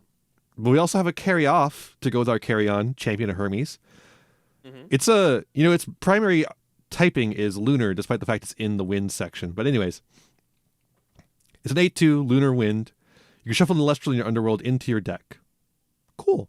When this carry off is sent to the underworld with Hermes effect, you can target an Elestral and spend equal to the number of its enchanting spirits to destroy it. Pretty good. Yeah, it's like a in archetype PTA, but like immediate, cheaper. Yeah, and cheaper. So I mean, it sucks as a creature on board. Like recycling an Elestral every turn is kind of like, eh. Yeah, it makes sense for the deck, but it's not great. It's not great, but then at the end of the day, I still wouldn't feel bad. Yeah, exactly. Like I get to recycle my carry off that I can use again. Yeah. So I dig it. Yeah. Especially as a thing that lets Hermes be even more of a toolbox than it's already turning out to be. I think it's pretty solid. I think the main issue I have is that Hermes has limited charges, so building an entire deck around sending shit with Hermes feels limited. And it's it's like you're gonna run out of gas like really easily. Yeah, you got to play aggro. Mm-hmm. You can't stall with this for sure. And if you want to go anywhere, you have to put the pedal to the metal. This deck is not going to be able to carry off. Yeah, I think this deck is not going to be able to beat heal. Like this, it's just going to get hard walled by heal. I think you're on something. Carry off is helpful for getting rid of some of the walls that would keep you from applying pressure, but you would have to do more pressure than heal decks are healing right now. That's not looking likely. Yeah. Cockatoodle, Champion of Hermes, a 4/1. When this Cockatoodle is sent from your field or deck to your underworld, you can suppress a card on field until the next turn. So you also have a Gorgon's Gaze, but cheaper. Now that you can Blizzstrix mill. That's true. And then we also have Dracodoodle, Champion of Hermes. It's a 2-drop, 6/2. When the Cockadoodle is sent from your to your underworld, you can special cast this Dracodoodle from your underworld with 2 wind. You may only play 1 Dracodoodle this way each turn. This Dracodoodle gets +2 for each suppressed card on the field. Cool. These two are fine. Yeah. I think Cockadoodle is a neat little toolbox card for her Champion Hermes, and Dracodoodle is a cool little payoff for it. I don't know if I would play Dracodoodle, but I think Cockadoodle is going to see some play. I think it's still just more cards that you play in the Blizzstrix deck. Potentially. Because it's more wind, and it casts from the graveyard. The big problem with Dracodoodle for me is that it's 2 wind instead of like a frost wind. Since Blizzstrix needs 2 frost and 1 wind, you're going a little heavy on wind in that case. But Cockadoodle, I think, is perfectly fine for that. Mm-hmm. I think if no spirit investment. If Hermes gets some mill cards that say they're like if the mill cards say that they're considered to be by Hermes effect or whatever, Dracodoodle and Cockadoodle could be really crazy. That would be nutty. And then we have Exaltair, Champion Hermes. This Exaltair, it's a 3/1, 1-drop. This Exaltair cannot be destroyed in battle. The turn you special cast it from your underworld. While your Hermes is enchanted, this Exaltair gets +3. 5s. It's a 5, I guess. Sure. I forget what. There's also supposed to be some Reanimator synergy with Hermes, but I forget what card does it. You can send all sorts of things with Hermes, like Penterror, which is the big Reanimator target. You can send Blizzstrix, which then triggers Blizzstrix. No, but like things that would reanimate the actual like Elestral, the thing that would trigger Exaltair's battle protection. I don't remember. I think you're right, but I don't remember where those would be. I'm sure we'll find it in here. But first up, we got a new Nimbug. What's up, my Nimbugs? It's a 2/1 1-drop. Yeah. Actually, I was gonna pitch a different one. We could call the audience our Crash Bandaloons. How do you feel about that, my Bandaloons? When you normal cast this Nimbug, you can search your deck for Feloy Forest, a Charcoon, or a Flamemoth, and add it to your hand. Now you might be wondering, Feloy Forest? What the fuck? Yeah, that's what I was saying. But there's a new Feloy Forest, and we'll get to that later. Yeah, really nothing to add about this Nimbug aside from the fact that it be searching you stuff. It's pretty cool. I like that. And then we have Charcoon. Charcoon always counts as Siracoon.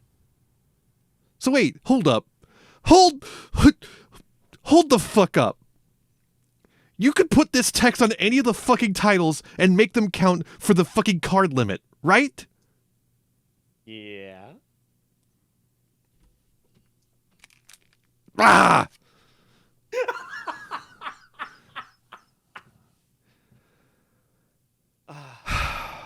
Now, I'm not sure if this works the same way as in Yu-Gi-Oh! This is one of those... It's possible, yeah. If this works differently than Yu-Gi-Oh!, ignore that. Yeah. Do the parentheticals exist outside of deck construction or during deck construction? Or Who knows? Is this only for when we're in the game this counts as zero? I couldn't tell you. I'm not an expert on mechanics. I can just tell you what's going on behind closed doors in the lore. So this is a 2/6 Windfire. You can Nexus up to 2 in any combination of wind or fire. But no earth. No earth, wind, and fire. They need to make an earth, wind, and fire Elestral. They need to. When this Charcoon is destroyed by an opponent's rune effect, that opponent must expend for each spirit that was enchanting this Charcoon. So it's a Nexus, and that's it. Cool. Yeah, I would love to PTA this. Yeah, it's like, sure. What rune effect are we destroying it with, right? Laurel's PTA? I don't think so, dog. I'm just going to attack. That ass too fat for cryoblast. I will simply Eddie it. Yeah, this is Eddie food. Num num. Okay, does the Flammoth save this at all? So yeah, we have new Flammoth PogChamp. Firestorm FST Flammoth. Not titled. Not titled. Champion of any douchebag. just Flammoth. It's an 8/4, 2-win, 1 fire. Your opponent's Elestrals get -1/-1 for each Nimbug and Charcoon in your underworld. Cool. You can destroy a Filoy Forest on your field. If you do, destroy all cards on the field except for this Flammoth. So that's a fucking the Sea Serpent Daedalus from Yu-Gi-Oh! You destroy Umi, destroy the field. Unfortunately, there is a problem with the way that Flammoth is templated. Oh yeah? Yes, because it is checking for each Nimbug and each Charcoon in underworld. And this always counts as Siracun. Is more relevant to this than just Leviathan. There's no such card as Charcoon. There's only Siracun. Okay, I think it has to at least be Charcoon and Siracun at the same time. I don't think we're doing Legendary Ocean bullshit. I do think we could still be doing Harpy Lady number 2 bullshit. You know what I'm saying? I don't know. We'll have to see. We'll have to find out. See. But yeah, so other than that, though, that's pretty cool, right? Like, yeah, it's neat. -3 across the board. Just pulling a number out of my hat seems pretty nifty to pair alongside any other number of 11. And it's got a destruction effect. Probably just play the old Flammoth, though. Wait, never mind. They have major reference, Ian. Oh, yeah? Because what do you have to play for Filoy Forest to be fully active? Nimbug? Earth! They go along with the wind and fire. Well, let's see what the new Filoy Forest does. Anyway. Kite Mite. Yay! A new guy and part of the Spider deck. You could disenchant 1 win from this Kite Mite in order to special cast a War Mite or Frost Mite from your deck. So this means it sacrifices itself to special cast, but it's a fucking Lone Fire Blossom. For spiders. For spiders. For mites. For mites. And we also have of the mites. An evolution for it. Parachne. Cool. It's a 2-drop, 6/5. This Parachne can be normal cast with 2 wind if Arachne's Lair is enchanted. So it's kind of a Lith. It's a Lith that you can play if you're on the Spiders deck. Spider Lith. Spider Lith. Does whatever a Spider Lith does. Now we got Frost. Finally, some good fucking food. Hell yeah. We got another bear. Urskoat, Champion of Keon, a 2/4. And look, Keon's hugging the bear. I think Keon should hug me like that. Hey, when are we getting the Keon body pillow? Yeah, exactly. That's what I'm asking. You can target a face-down rune. It cannot be played as long as this Urskoat is enchanted. This effect can be activated 1 additional time on your turn if you also disenchant 1 Frost from your Keon. Okay. So unfortunately, it's a bad card, but you know. I wish I could say otherwise, but you have to spend your normal cast getting this on the board. It's Brummelinx, except it doesn't Nexus. Yeah. I don't know. And it doesn't even have any synergy with like bears. Like maybe you could say it's like, a bear. I'm trying to go in on it, so it adds to Ursa Den when you cast it. That's good. and it adds to the minuses from or the plus. Is it a plus? It's a plus on Major Ursa. Yeah. No. For the old Major Ursa, it increases the +1. The new one just cares about Hestia. But I don't think it's good. I mean, it can like keep face down runes from activating. So Uh-huh. one of the big issues with resolving Ursaden is like, what if they PTA your giant bear and they're high enough on spirits where it doesn't matter? I can kind of see it. I'm coping. I'm gonna cope on this one. I think this Ursa Coat is good. I get like you summon Ursa Coat, they PTA the Ursa Coat. Then you've gotten rid of a back row. And then you get the second PTA on the thing. I don't think PTA is going to be a good thing on Majursa anyways. Scenario. Yeah. They're Shield of Achillesing that for sure. Okay. Brummalinks, by the way. New Brummalinks. Champion of Keon. A titled one, thank God. Yeah. A 4/2, when you cast this Brummalinks, you can search your deck for a Mountains of Boreas or a Blizzard and add it to your hand. I don't even remember what Blizzard does. Caring about. Mountains of Boreas is the field spell, so you know exactly what it does. Nothing. Yeah. I cannot wait till we have more field spells that do things. Okay, Blizzard, Invoke Rune, cost 2 Frost. This Blizzard's cast cannot be chained by counter runes. Whoa! Destroy an opponent's face down rune. It's Thunderbolt, but it only hits face down, but they can't chain the face down. Yeah. Oh, you know what? If you have a searcher for it, that's not bad actually. Yeah, you know what? That's valid. It fights Tsunami. There we go. I wish it Nexus like the other Brummalinks does though, because that would make it better than the original Brummalinks. And now they can just exist together. I guess so. Speaking of things that can exist together, new titleless Frigicub, Firestorm Frigicub, 4/3, 1-drop. You can return a Blizzard from your underworld to your hand. Some more Blizzard support. We are getting rid of back row. Ice is going to become the fucking back row removal archetype. Kill the counter runes now. Fuck your runes. And we got a new Chivalror as well, a 7/5 2-drop. You can expend Frost in order to special cast a Frigicub from your underworld with Frost. When you cast Blizzard, you can target and destroy an Elestral. More Blizzard. Blizzard's getting actually really good. Holy shit. Yeah, no, the you're probably still going to want to play at least some amount of the original Chivalror and Frigicub because those are also good cards. But with the way Chivalror works, you can actually like recycle them over and over again, which is really cool. Oh yeah, what's the old Frigicub do? Old Frigicub pulls spirits out of the underworld and onto the field. Oh right, that's sick. Mm-hmm. Which then you can expend to special cast. It's a shame that they're fighting each other for space. Holy shit. I guess actually you can only expend for the spirit deck, can't you?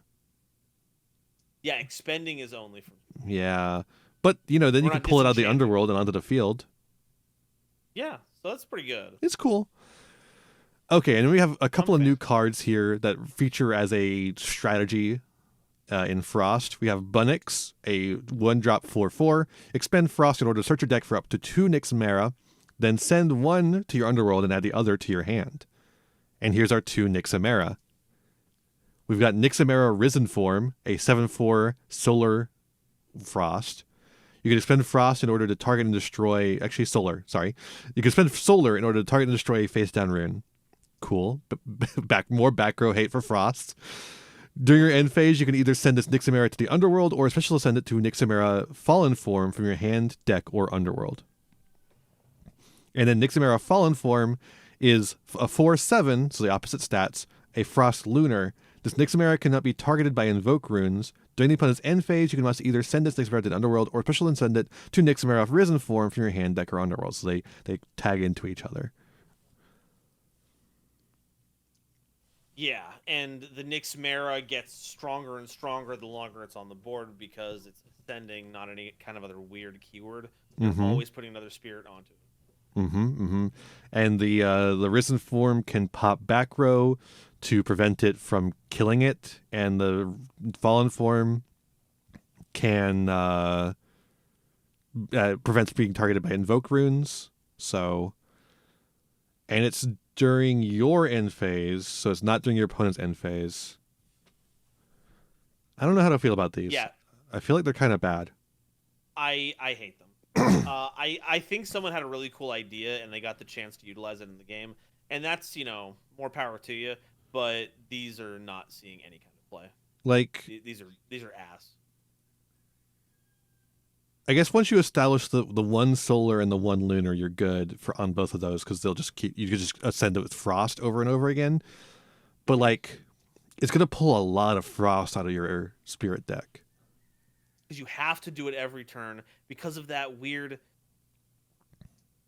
What is it? It's do it or destroy it, right? Yeah, or send it to the underworld. Not even destroy, so it doesn't even like proc anything that might proc. Well, okay, do we have any idea what the design ethos was for adding that onto these evolving cards? It's so that you have to do it. Or it does. Like it. But why? They want you to do it. I need more than that, Ian. They want you to do it. They don't want you to not do it. I can already see that they want me to do it. It's written on the fucking card. I want to know why they want me to. Because they are risen and they are fallen. I'm so fucking upset with your answer right now. I'm risen. I'm fallen. I'm risen. I'm fallen. There is no risen on this creature at all. Absolutely fallen behavior going on. They're rising from the depths. Invoke runes account for 0.01% of any way to get rid of an Elestral these days. Yeah. Getting rid of a face down rune is pretty cool, except the fact that it's ascending every time is like a summon, so you can PTA that, right? Yep. Yeah. You can shield this. Yep. Cheaply. Very after cheaply. You spent like 30 runes on this thing. Don't listen to my actual numbers. Listen to the emotions of the numbers. Like you're taking your opponent's spirits. Like, it's not. What are you accomplishing with this? Oh fuck! A defensive Elestral doesn't mean anything in this game. No, it doesn't at all. Because an Elestral with a big attack stat serves just as much of a purpose. So making this big defensive form that, like, there's other card games where this makes sense. Yeah. It like Digimon has something similar in it's like a Baphomet analogy or something. It does this exact same thing, but there's no attack or defense position, so you can focus on having a different effect that makes it better at holding down the fort. But Nyx Mera is not that card. It ain't doing that for you. Yeah. So, I don't know. It's gonna be. These cards are ass, I think. And they made full arts of these. So there's going to be times where you're pulling packs and you see the little shiny rim around the edge of a card and your hopes will get up. And then you'll take it and you'll see full art Nyx Mera Fallen form. And you will want to invest in a really good shredder. You can tell by the art that these are also hollows. So not they're taking up hollow slots. They're taking up full art slots. And they're dog shit. Like... I generally think Nyx Mera would be better if it was an on-summon effect, like an on-cast effect. And if it was, if you swapped every end phase, like during your opponent's end phase, you like were able to snipe their back row by switching into Risen form. Yeah, that's the crazy thing, because you posited, you only need the one solar and the one lunar, and then you can just do frost, right? Mm-hmm. Wrong! You have to spend solar for the removal effect. Oh my, I forgot about that. Fuck. I hate these cards. Yeah. The fact that you don't get a free thing every time they swap in is what kills it. Because you're spending resources to maintain a creature effectively, and you're not getting anything in return for it. They should be getting spirits from the underworld. Something. I do not get mad about card design very often. Most of the time, like, you've seen the kind of dog shit I've gone to bat for so far in this video. Mm-hmm. But I look at Nyx Mera and it makes me actively upset to see this thing in rotation. It's not cool. These are awesome. I hope to pull 10 million of them. Shut up. Solar. That's all I've got. Please get us out of here. Let's talk about Solar, because Solar is a really cool typing that's really bad. And could really use some help. Soul Bell, got a new Soul Bell, Champion of Apollo, 1/4, 1 drop. While the Soul Bell is foretold with your Apollo's effect, you may special cast it with Solar. A+. I like the while this soul bell is foretold. Because like the foretold is like a separate zone that things go into, the foretold zone. the foretold, the excavation zone. Yeah, so it's while this is foretold. But this is foretold. This is a cool card. Yeah, because we already have the soul stocks that does it, right? Yeah, it's an easy freebie. Yeah, so now you have both of them can be cast from Foretell. Unfortunately, the Soul Stocks cast, like the normal Soul Stocks cast, it does not come from Soul Stocks. It comes from the other Soul Bell. Oh, it lets you do it when you... Okay. Well... So a little worse. Anyway, I like that Soul Bell lets you do it because it's kind of in the same vein as the new Carry-Off, where your Divine can effectively get you a one-body out of nowhere. So this is still pretty good. The main difference is that in that case, the Divine sets up the thing, whereas in this case you got to get lucky on Apollo or set it up yourself. Yeah, it's not as good as Hermes. If I whiff this Foretell, I will expend myself. But I do think that one of the things holding back the solar decks is that there's just not a critical mass of good solar Elestrals to put in your deck to get off of Apollo. And so that's part of it for sure. That whiff is going to slowly become less and less of an issue, and cards like Soul Bell are contributing to that. A+. And we have Soul Stocks, Champion of Apollo. It's a 2-drop, 6/6. When you cast this Soul Stocks, you can search your deck for a Soul Bell and put it on top of your deck. You can expend Solar in order to return a Divine Rune to its owner's hand. Heyo. So this is interesting. You got to get it on the field yourself, which is a little annoying. You could theoretically get it with the old Soul Bell, or you could summon it on top of the new Soul Bell, and then set up the new Soul Bell again to get another one on the field. But that sucks. I don't like that. The second effect is interesting, though. Yeah. The problem is you can expend Solar in order to return a Divine Rune to its owner's hand. So you got to expend Solar from the Spirit deck. Yeah. To return a Divine Rune, assumably on the field. It doesn't say in the underworld. To its owner's hand. I'm under the assumption that this is talking about once on. So, like, obviously you can use this to, like, get rid of an opponent's Divine Rune that they've set up and have a bunch of spirits on. Waste those spirits. Cool, sure. Makes sense. But another theoretical application of this is to recharge your Apollo. Yeah. Why, then, does it not allow you to use the Apollo to spend the Solar Spirit from the Apollo that you have to have on the Apollo to keep it on the field for you to put it back in your hand? That'd be pretty nice. That confuses me a little bit. A little confusing, I think. Yeah, I kind of wish that you should have it either or. Let you put the spirits underneath the Divine that you're returning back into your spirit deck. At the very least. Because, that'd be cool. Yeah, you are at minimum wasting a spirit to reset your dude, and at that point, I should just be playing Divine Healing. Like, unless you chain a Nexus card to this, like a Nexus counter rune. Sick. Cool combo. But like I'm not entirely sure how Order of Operations works. I'm pretty sure the Divine stays on the would keep it around until it doesn't check for the lack of spirit until the resolution of all effects, the resolution of the chain. Okay, yeah. So it should be fine. Do the nonsense with Ast Rabbit, like paying off of it and then moving something from Mount Olympus onto it. Yeah. Yeah. Okay. So. Mm-hmm. Yeah, it seems like that should be how it works, but I don't know.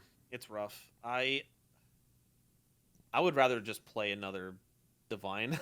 If it's good enough to play, then I'll just play it and not I think spend the extra. As it's like you're only going to be using that version of the effect in a pinch. Otherwise, it's just returning opponents' Divine Runes to hands to make them waste a bunch of spirits, which I also don't think is all that strong.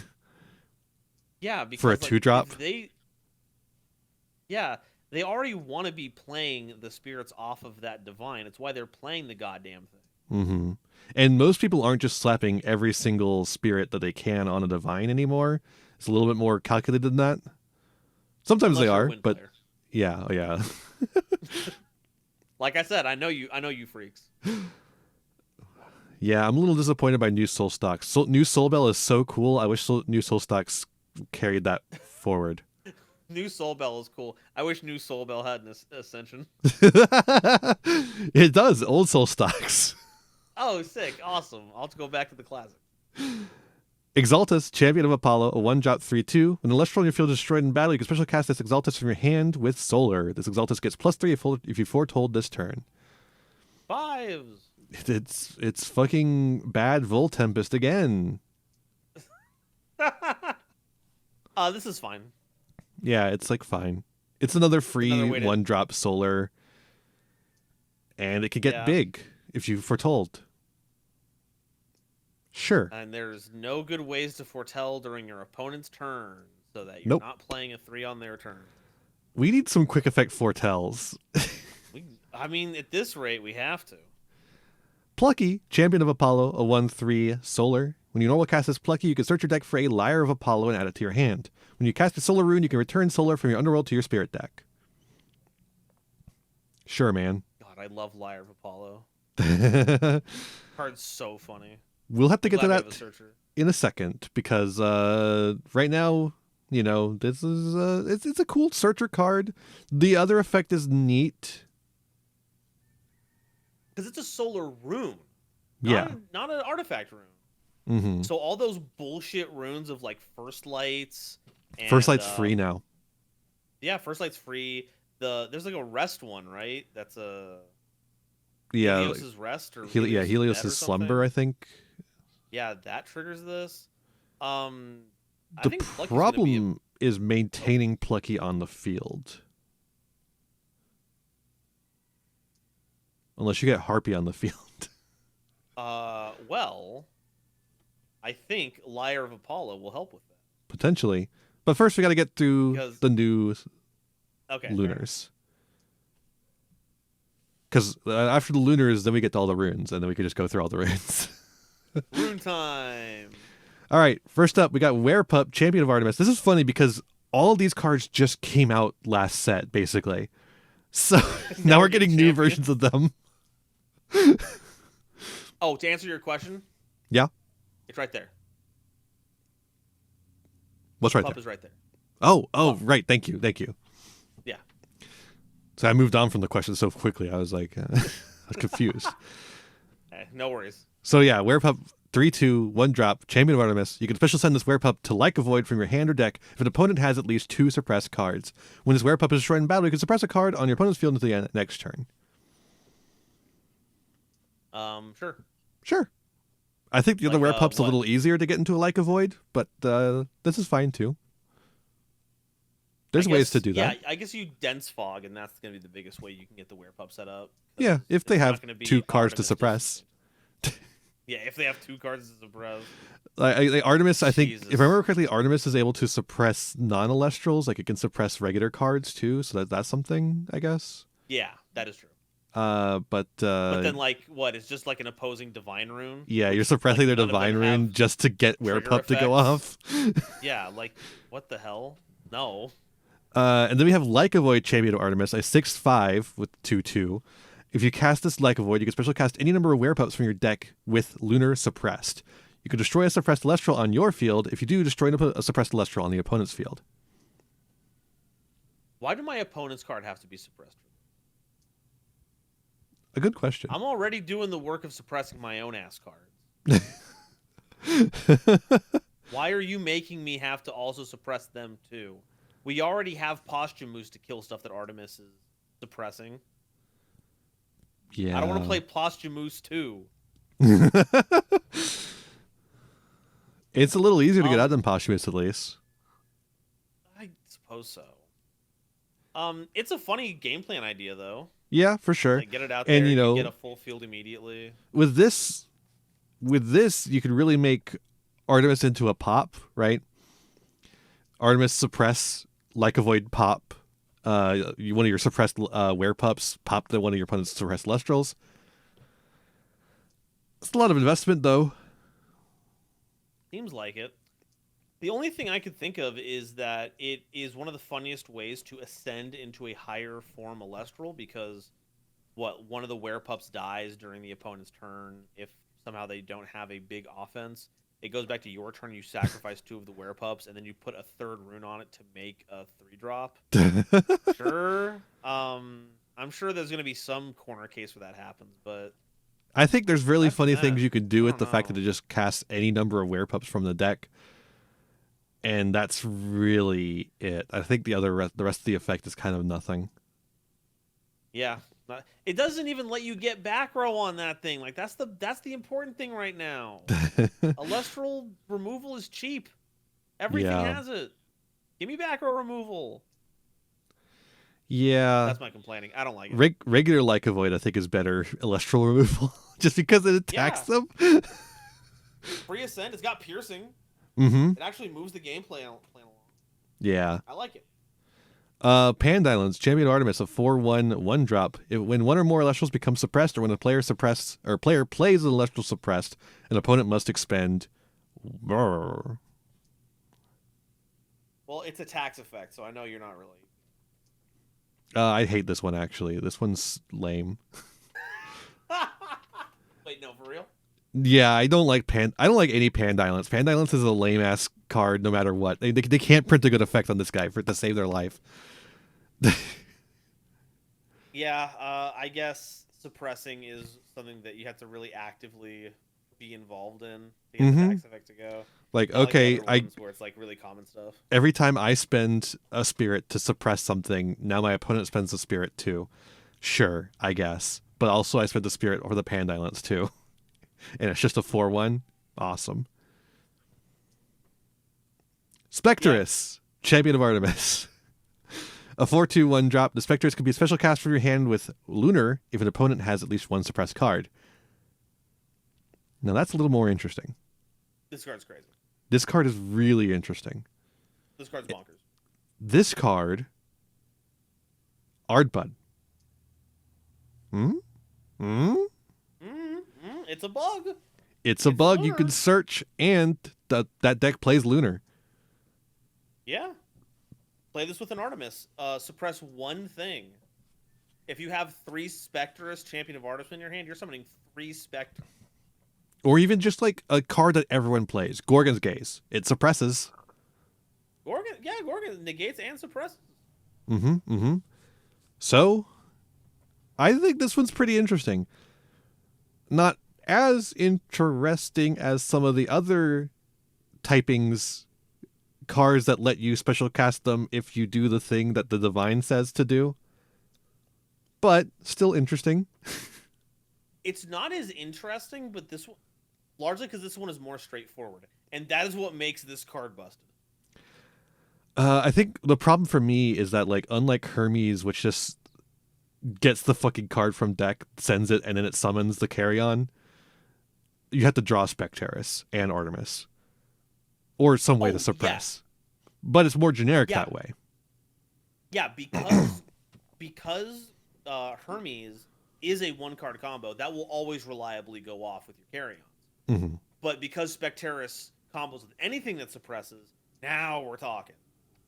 It's very interesting. I'm looking forward to see what people do with this. Like, so I think this one could be quite neat. Mm-hmm. Slap an Ardverum on top of this, you know what I'm saying? You know what I'm saying? We're eating ants tonight, folks. Now we've got some new dinosaurs. More dinosaurs. Dinosaurs. Technically, they're pterosaurs. Before anyone comments, they're pterosaurs are not dinosaurs. Shut up.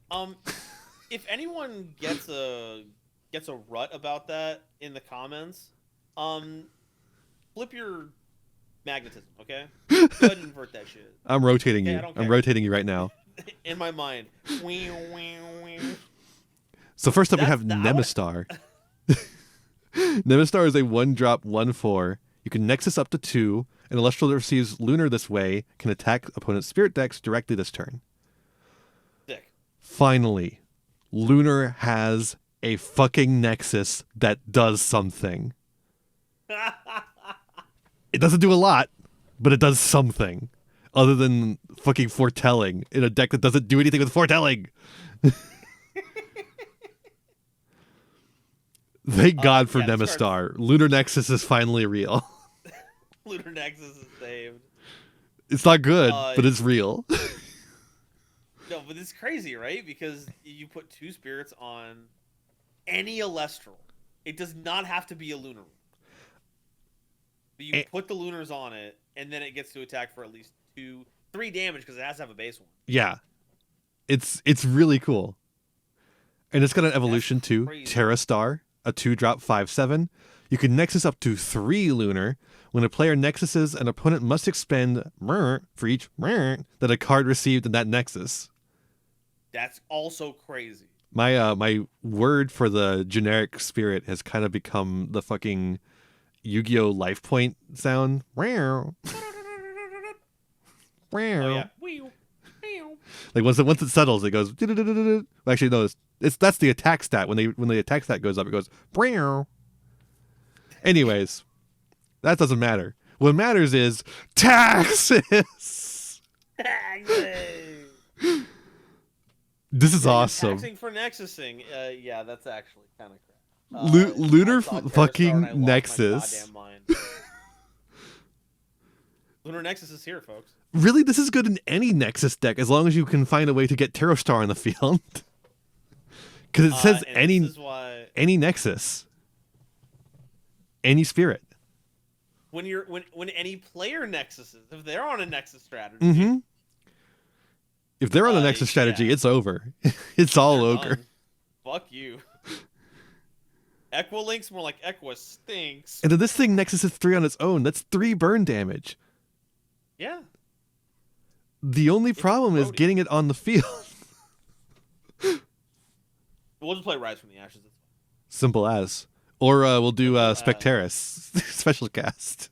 What was I telling you? Artemis is a Nexus bank. It's right there. I think these guys are cool as hell.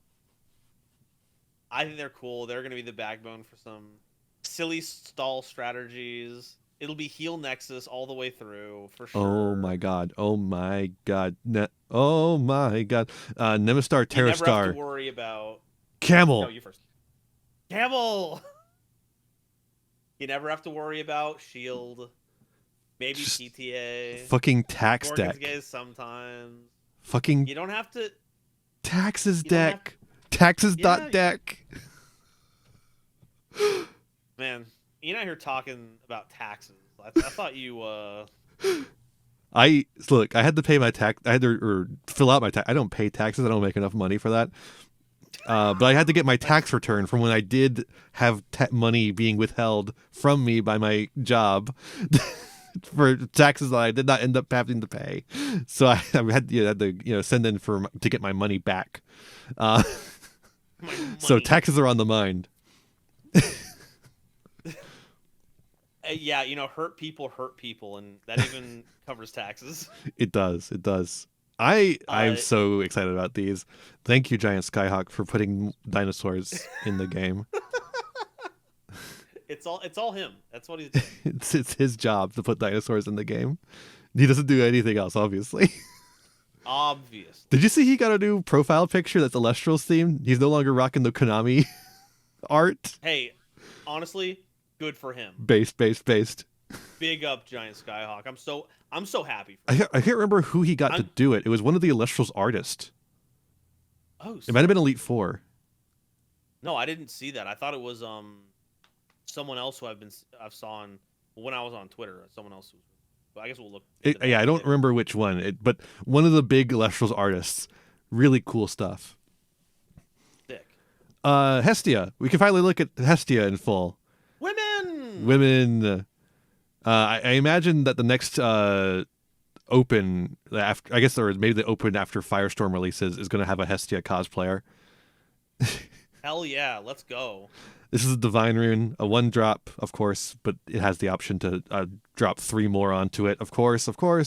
You can disenchant 2. I forgot this one disenchants 2, not 1. Fuck! That's so brutal. In order Aeolus math going on here. Yeah, except you can only add 4, so you can't add all 5 and have a Nexus Bank, too. I will simply get 2 searches and a Nexus Bank. Nope, not here. You will simply cast...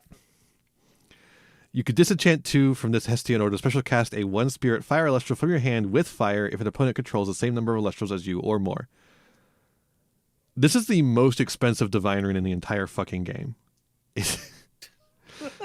You got to disenchant 2 to cast a 1 with 1 from the Spirit deck, no Underworld. But yeah, that still might be enough because it is a fucking special cast for free.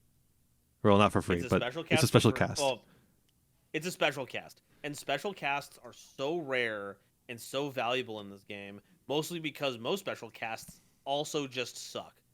Hestia is okay. And in a game where something is simply okay, that's enough sometimes. Yeah. I could see why this card has so many restrictions on it, considering, like, the FTK deck that was around before Drataya was banned is a fire deck. Yeah. But I think they should have just banned Drataya instead of making Hestia kind of mid. I feel like it's mid. I that's where I'm landing. It's got cool applications, right? But right now, mid. And I agree, which is what makes her so incredible. And she's got a torch. Thank God we have a mid card to work with. And she has a torch. We love mid. Torch of Hestia, artifact, 1-drop. Thank God. Stop making the artifacts 2-drops. Holy shit. Seriously. The Empowered Elestral gets 2 attack. The Empowered Elestral, when the Empowered Elestral declares an attack, you can foretell 3. Oh boy. Foretelling. Foretell. Every deck will have foretell. It will all be foretelling. You'll all know exactly what's on top of your deck at all times, and it'll make you sad the entire game. If Hestia is enchanted, you may add a fire card foretold this way to your hand. So it's card draw. It's aggro card draw. Well, if you foretold a fire card. Well, thankfully, you will never whiff. You will never whiff. Has taught me this. And if you whiff, you know, expend yourself. You know. I think this is fine, especially as a 1-drop. 2 power is a pretty nifty swing for a lot of cards. Not once you get into 2 and 3 drops, because those are so radically different. Yeah. But in the 1-drop Elestrals area, even 1 bonus can radically change how your Elestrals combat each other. That's fair. So crazy cheap, good boost for its range, and sometimes it gets you a free fire card. Like, this card is grand. And then we have all the new Hestus stuff that makes it even easier to use. That is true. I kind of hate that fire is getting foretell. Apparently everything's gonna have foretell. Everything's gonna have foretell at some point, but it's kind of annoying that there's no typings don't have any identity at all. I get wanting to have I get loose identity. I think having a loose identity would be the perfect middle ground between no identity and too much identity, like a Magic the Gathering, where it's like, oh, blue has all the counter spells, you know. And so, like, they're the only ones that get the counter shit. Like, that sucks to me. I think there's a middle ground, though, that Elestrals had a little bit with the foretell only being in solar, but now it's in lunar, now it's in fire, now it's in, you know, I think we're still kind of in that Magic the Gathering range. Like, solar has like 8 different ways to foretell. Yeah, it's just lunar has like 2. I guess. Fire has 1. It's just like these cards don't do anything until there's a critical mass of foretell cards. And then there's no identity anymore. So it's like it's just setting up something that I don't like, or it's creating cards that have like useless foretell abilities. This one's a little less useless than the lunar ones are, but That's valid. I can see that. Yeah. Well, I think see how that develops. Yeah, for sure. I think it's just rough game design. Just a game design disagreement, as is something that happens. All right. Hestia's Hearth. One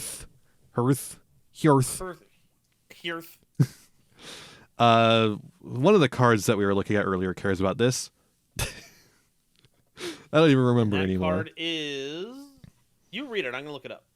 So Hestia's Hearth is a 1-drop counter rune. Thank God, a 1-drop counter rune. Enchant 1 fire from your underworld to the card on your field. Then, if that card was Hestia or a champion of Hestia, you may enchant an additional fire from your underworld to it. And the card that cared about it was the new Warmite champion of Hestia. Right. So it's part of the spiders, kind of. Fire back. Kind of. But it's also part of champions. Fire back. Yeah, it gives you a fire, and if it's a champion of Hestia or a Hestia, it gives you 2 fire. Yeah. So Warmite will then heal you for 2 as well when you do the Hearth. And then that potentially triggers the debuff on Warmite twice. Because whenever it gets 1 or more fire. Yeah. This card's cool. In Champion of Hestia decks, it is a kind of sort of full moon, which is neat. Including the fact that it's a counter rune. Pretty salty about that. These feel like they should be invoke runes. Why are we making chainable cards with effects that really don't care? At least in Full Moon's case, I guess receivers care. In Full Moon's case, with receivers, but in Full Moon's case, it also levels up Werepup, which is cool. In this case, I guess it activates Warmite. Let's go. But it's a neat card. I think this is going to see some play in Fire, for sure. Because it's Full Moon. Full Moon? Anvil of Hestus, an artifact. The Empowered Elestral gets +1 attack. When an artifact rune on your field is sent to the underworld, you can enchant each spirit that was enchanting that artifact rune from your underworld to a card on your field. Cool. Yeah. Yeah. It's a really cool card. Unfortunately, it's only artifact runes that it works with, but it helps bypass one of the biggest issues is that on top of the fact that artifact runes are fragile, you're also spending life points to do it. This helps mitigate that. And if they go after this one instead, it's not a hugely impactful card, and it only costs 1, so it's not a huge deal. But you are going to get Hurricaned for your entire life. Does Hurricane only hit face downs? It only hits face down. Perfect. Yeah. Let's go. Artifact meta. Let's go. All right, now we got some stadium cards. Thank God we have stadium cards that aren't just increase the attack of your water monsters. Arachne's Lair. A stadium with 1-drop fire. When a player casts Warmite, Frostmite, Kitemite, Floracne, or Polaracne, or Paracne, that player must draw a card. You must. You must draw. You cannot avoid it. You cannot. You must transform or send to Underworld. It's your opponent making you summon spiders so that you max C yourself. Stupid. Stupid. This card's super cool. It's so good. Spiders are looking so cool.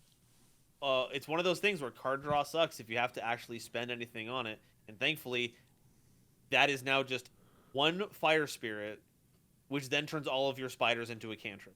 That's crazy. And interesting thing here, spiders are like a bit of an archetype here now because of this card and because of the new spiders in this deck. Why are all the archetypes fire frost?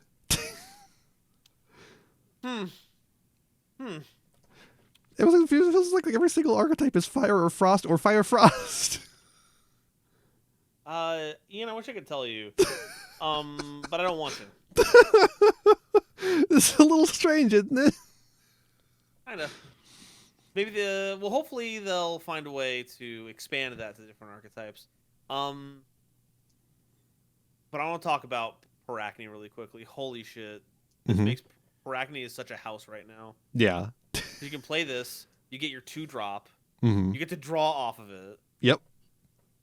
What's the counterplay to Paracne? PTA. Yeah, sure. Pay it's 3, asshole. Pretty rough PTA, yeah. Pretty rough PTA on a creature that still has 4. That still contends with most Elestrals. Yeah. Yeah. Yeah. Yeah, or shielding that shit. Fuck you, I'll get another draw. Yeah. And Gorgons doesn't do shit to it because it's all of its effect. Like it stops it from attacking for a turn, but like, okay.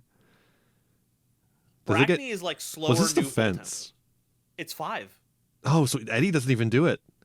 Yeah, Eddie doesn't. Yeah, Paracne's crazy. That's so fucking. I guess.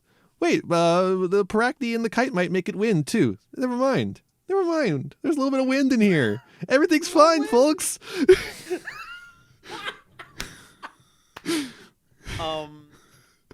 And freaking speaking of Kite Might, you cast Kite Might under Arachne's Lair, you draw a card. You expend the wind off of it, get a Warmite. That's draw a card. Draw another card. Folks, Maxi, challenge yourself now. Deck yourself now. Yeah, I'm excited. I think the Spiders deck is gonna be really cool. Spiders is so really fucking straightforward, cool. A little bit of utility. I see why it's the one that A-Drive decided to show off at Dallas. Because this is sick as hell. Yeah, and I can definitely see why he chose that over the next stadium. Feloy Forest, Burning Woods, a 1-drop fire. So yeah, you don't need to play the Earth Feloy Forest at all. Yeah, but why the fuck would you play this one? Opponents must also expend 2 in order to play Stadium Runes. Cool. So let me guess I won't. Yeah, I guess I. In a game where it's already a hard sell to put Stadium Runes in your deck because we're still playing old ass Yu-Gi-Oh. Oh yeah. What the fuck? To invest. Yeah. I forgot about that.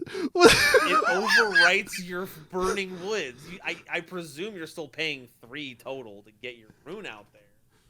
But then that's it turns it. off Burning Woods. That's it. You're done. If they're even playing Stadium Runes. And then they don't get the Feloy Forest effect of a Flammoth because you destroyed it. Why the fuck are we running old school Yu-Gi-Oh rules for field spells? I don't know.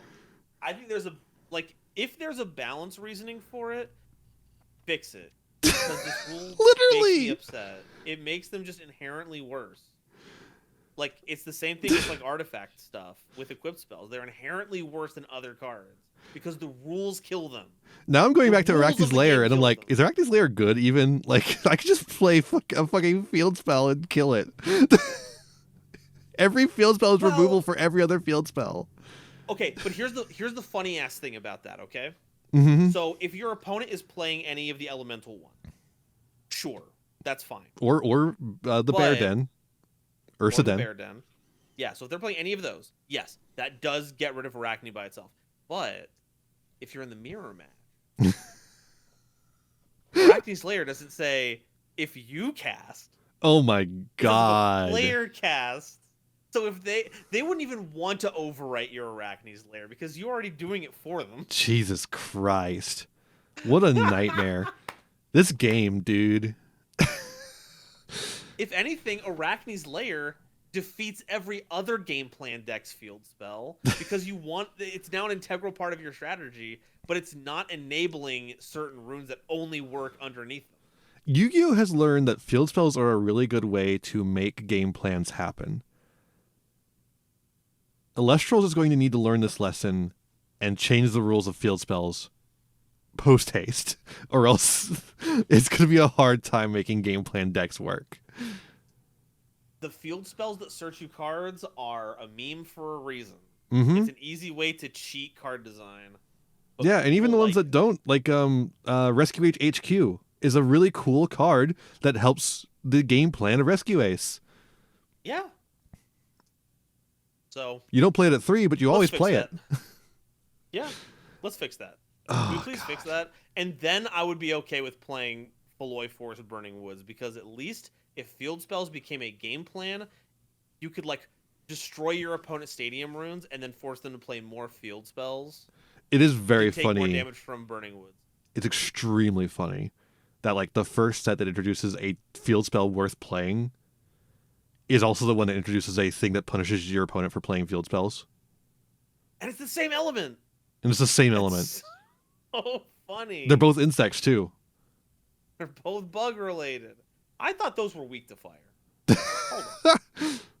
Hey, Driver, are you actually a PokeTuber? Did I lie to? I don't know about that. I think he stopped for a while he was doing Elestral stuff, but I think he's back now. Okay, enough of my slander. Let's move on All to right, another one last fire rune, because it's the fire set, so we have a lot of fire runes. Thank God, by the way, the amount of runes last set was really disappointing, because most of them were fucking lunar phase. So like, I feel like half the runes in that set were lunar phase. Well, no, I mean there was first quarter. There was last quarter. Lunar phase, first quarter, lunar phase, last quarter, lunar phase. Waxing, waning. The gibbuses? Yeah, all lunar phases. Yep. Read the next one. Reforge, a 1-drop invoke rune. Return an artifact rune from your underworld to your hand. Return spirits equal to the artifact rune's enchantment cost from your underworld to your spirit deck. Crazy. Really cool. Just crazy. It just reads re-equip artifact rune from your graveyard for free. Yeah, or potentially for this cost. It's just an ambrosia for the artifact deck. Or it's an ambrosia. You get a little. Just keep the. Isn't there a card that like discards fire cards to do something? So like a fire enchantment specifically would be some or artifact. Sorry, not enchantment. Wrong game. Interesting. All right, next up's a reprint. It's just Poseidon. We got Poseidon. It's the same Poseidon. It's not a new Poseidon. Don't get confused. Firestorm Poseidon is not a new Poseidon. It's just a reprint Poseidon. Yeah. Okay, actually, really quickly, while we're here, because I presume we're just gonna skip over the reprint divines. Yeah, but there are also new cards in here, but like Poseidon's Fury. Yeah, but there's a Poseidon and there's a Zeus in here. Yeah, because we have champions of. We have Hermes and Hestia to handle all the new ones. Mm-hmm. Where's Aeolus? We got champions of Aeolus. We have cards that care about searching Aeolus in here. Well, where's the Aeolus reprint? I'll tell you why Poseidon and Zeus are reprinted while Aeolus isn't. Poseidon and Zeus are in the starter decks, which are now really actually quite interesting. They're 2-player starter decks now. There's a Poseidon deck and I think it's Poseidon and Hestia, and then Zeus and Hermes is the 2 pairings. And that's that. I think it's a cool change, and they're keeping the same price. Well, until we figure out what the price change is going to be from the tariffs. Oh boy. that screwed everything up. Right now, Elestrals is eating the cost on all the tariffs, but we'll see how long they can actually keep doing that. Not long, I imagine. But no, to break my riffing, it seems weird that they've reprinted some divines in this core set to make sure that some of the champions work, but they didn't do it for others. Like Soul Bell needs you to use Apollo's effect. Yeah. What do you do if you're like they said they wanted to do drafting with these sets? Yeah, and they have draft rules now. Solar? How are you drafting Solar? How are you drafting any of the Aeolus cards? Yeah, so just a little nitpick there. I think they just this is going to be really mean. Everyone knows I'm mean. I'm the meanest person on the entire internet. Sure. And so here I go being mean again. It just feels like they did draft rules because it sounded like a good idea, and they didn't actually think through the implication of doing draft. I can agree with that. Like it's just as simple as that. Like they didn't think about it, and like sometimes they just don't think about it. Elestrals as a company. I don't want this to sound like I'm being like an asshole about it, but Yeah, I guess for I'm sure. landing on the internet, so I'm gonna have to. Because there's a lot of things that go into making a card game, and sometimes you'll just lose track of things. Yeah, or not think about some angle of it. Absolutely. So there's that whole like move fast and break things, the whole Google thing. I feel like Elestrals has had that kind of mentality since its beginning. Like, implement changes the community has been rallying about quickly when it comes to banless stuff, almost immediately. Yeah. Add in things like drafting for the core set, even though it's not really built to be drafted. And they're trying to meet player demand, which in a way is amenable, but sometimes you run into those over-promising, under-delivering with drafting up in sets that don't have the necessary cards for drafting. Yeah. It's as simple as that. Poseidon's Fury is a 1-drop invoke rune. Disenchant any number of water from one or more of your Poseidon, and opponent disenchants the same number of from their field. Cool. There are scenarios where this is great. Holy shit. Like, what? You Poseidon for 4? You play the Fury. Spend all of them, because really, who gives a shit about next thing? If they're playing 5s, they're dead. Yeah. You just killed their whole board. If it's a whole bunch of 1-drops, gone. The one problem. 2-card combo. It's we have to stop printing cards that require another specific card on the field. Oh, but like, I don't want everything to be a 1-card combo then, because then we get into really wonky card design. I don't necessarily cards outpace everything else. I don't necessarily want them to be 1-card combos in like a Yu-Gi-Oh sense. I want there to be cards that do something on their own. Oh, okay.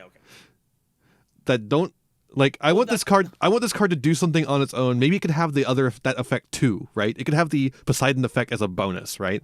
I want this card to do something on its own. If I draw it in my hand, I don't have Poseidon on field, and I don't go, I have got to kill myself.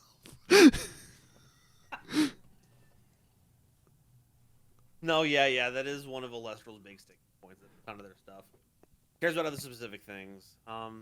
Oh, hey, I drew Thunderstorm. Oh, hey, I drew Poseidon's Fury. Oh, hey, I drew Blizzard. I guess Blizzard's actually fine, right? That one doesn't require Mountains of Boreas or Keon or something. I know what you're getting at. Yeah. It's rough when you have things that like it's the old school Yu-Gi-Oh problem where like unions don't work unless you have the correct union monster. The other one. Yeah. Fusion was a big one. Oh my god. Yeah, this is fucking fusing Sangan and Witch of the Black Forest to make Sandwich. Yeah. So I get it. I don't really have a counter for that. Hopefully we get just more cards that count as these so that we can just in more scenarios they're using. I think what helps this a little bit is the cards that search them. I don't think Poseidon's Fury got a searcher. But like a lot of these cards have gotten like searchers, like the Thunderstorm got a searcher, Blizzard got a searcher, which is going to make it a little easier to actually assemble these fucking multi-card combos. And that, I think, is really helpful. I'm with you. Like, if it's not having to draw 2 of 3 cards, right? Or not having to draw 2 separate cards that are at 3 of in your deck. There we go. And then it's instead having to draw 2 separate cards that are at like 9 of in your deck. That's a huge difference. And I think that's where we want to be, like trying to hit a 9 of twice instead of trying to hit a 3 of twice. I think we should hit 3 ofs once and 9 ofs twice, right? Yeah, easy math. What are you not getting, people at home? Because like if you like all of your 9 of cards are like 1-card combos, that's crazy. That's insane. That's Yu-Gi-Oh shit. Or I guess at this point you get like fucking 16 ofs. But yeah, that's the only problem I have with this. Let's move on. Saturation of starters. The third thing that Yu-Gi-Oh players complain about. Yay! Yay. Zeus's Call, or Zeus Call. Apostrophe. Anyways. Zeus's. It's a 1-drop Invoke rune. This Zeus Call can only be played if Zeus is enchanted. Search your deck for a champion of Zeus and add it to your hand. Okay, now this card is great. Yeah. But this card is great. This card has the same kind of text as Poseidon's Fury, but it's 10 million times better because it's just a searcher in a deck that wants to play Zeus anyways to activate all their fucking effects. Yeah. So 3 of easy. It still feels not as good as it could be. Like I feel like having the restriction of it could just do one other thing that doesn't require Zeus to be on field. It doesn't have to be strong, it just has to do something. That being said, the things that you were using to grab off of Zeus's Call, insane. They weren't doing anything without Zeus anyway. That's true. And they're also insane cards. And they're also, it helps that they are insane. If they were anything less than what they were, Zeus's Call would not be as good. Unfortunately, one of those cards that you can get is Zeus. You can grab Voltempest Champion and say, I dare you to kill my monster. I dare you. Elechick in a dream, baby. You can still play Elechick. Yeah, Champion of Zeus, you Elechick. Can still play this. Base Elechick. Well, you can play base Elechick, but base Elechick opens up a weakness in Voltempest's armor. The fact that it's not a champion. The fact that it's not a champion and can't proc the effect. Anyway. Hermes. I think we've got, yeah. It's a 1-cost Divine Rune. I'm still waiting for them to make Divine Runes that are multi-type. Please. It's really cool. Please. It's a cool idea. We'll get there. I'm sure we'll. We gotta get a Fire Frost for all the archetype decks. When you cast this Hermes, you can enchant it with 3 wind, of course. You can disenchant 2 wind from this Hermes in order to search your deck for a wind Elestral and send it to the underworld. I find it funny. It's Aeolus math. I find it funny that every Foolish Burial effect in this game is a search and then send. So if we ever get Ash Blossom, I guess Ash Blossom would stop a send anyways, but cool. You know, we'll get Elestrals Ash Blossom, which will be worse than Ash Blossom, so it'll stop searches, but then it turns out that these are all searches too, so. Yeah, it's called Glimbat. This card's cool. Speedrun this. I will say that the Disenchant 2, a little more costly, just like Hestia, but as we've seen, the things you can send off of this are pretty crazy. Yeah, it has justified the additional. Caduceus, an artifact, 1 wind. When the empowered Elestral is destroyed in battle, you can target another spirit wind Elestral in your underworld. 1 spirit wind Elestral, I should say, and special cast it. Sure. What the fuck are you allowed to do this for? Crazy. And then Exaltus does his thing? Or is this is the thing that revives Exaltair, sorry. Exaltair, yeah. This is what revives Exaltair. So, hey, it's immune to being destroyed by battle during your own turn. Cool. There's I'm sure there's other 1 wind spirit stuff that you good, right? Yeah, there's got to be something you can do. The old carry-on, so you can I like that it doesn't increase your attack at all, so you get destroyed in battle. Yeah, that's the rough part about this. Like, you couldn't have given us a +1. No, because it needs to be destroyed in battle to activate its effect. So you don't want it to gain attack. The Elestral is destroyed. I kept reading as long as it destroys something in battle. Nope. I thought it was good too, and now I'm realizing it's actually dog shit, dookie bad. And it's another one. It can't be the same one. Yep. You know, Kaya's ghost form is supposed to be really impactful. I don't know why they're doing this shit in Elestral. Talaria of Hermes, a 2-drop wind artifact. Talaria Community College. What are you doing here? That's what his Elestrals page is going to be called. Elestrals players ask the question, is Divine Champion Firestorm worth opening? Holy shit, you have his voice down. What the fuck? It was like he was in the call with me. What the fuck? Folks, I have a confession to make. You watch too much. No, I am just him. When I say that I am the professor of Yu-Gi-Oh, I'm not lying. You got the same haircut? Pre-shaving, please. Flurry of Hermes, a 2-drop wind architect or artifact. It's an architect. It builds things. The empowered Elestral gets +2 defense. When the empowered Elestral is destroyed in battle, you could draw 2 cards. Then if Hermes is enchanted, you can search your deck for a Talaria of Hermes or Caduceus of Hermes and add it to your hand. Nova, why are the cards bad? Why did they make the artifacts bad for wind? Because they're trying to teach you good card design by bad cards. And it's like watching the Channel Awesome movies to learn about movie making. Yeah. Learn how not to make a movie.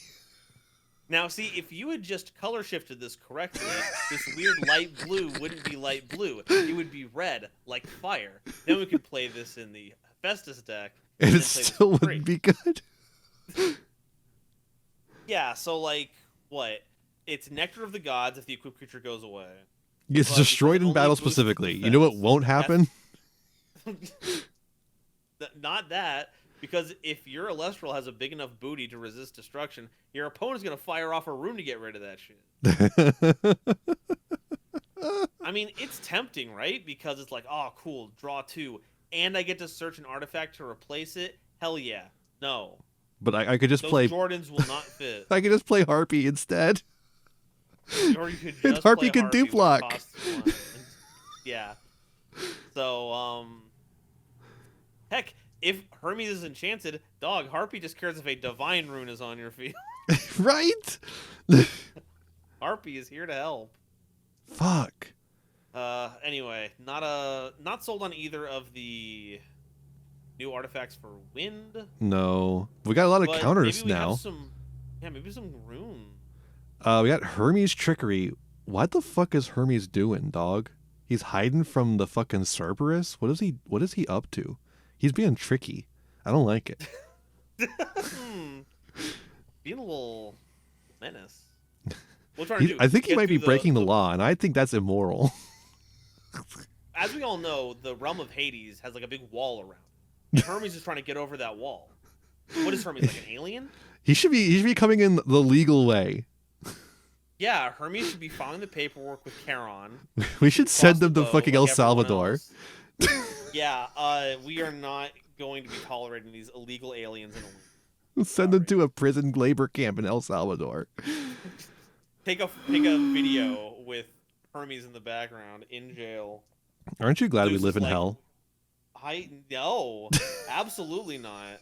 Please stop making me live in interesting times. Please. Get me out of here. Every week, decades. Every week, decades. Every week, decades. Jesus. What is Hermes being trickery about? Please get me out. Like, I love politics and my stuff, but I gotta pace myself. It's a one cost counter rune for wins. Isn't that neat?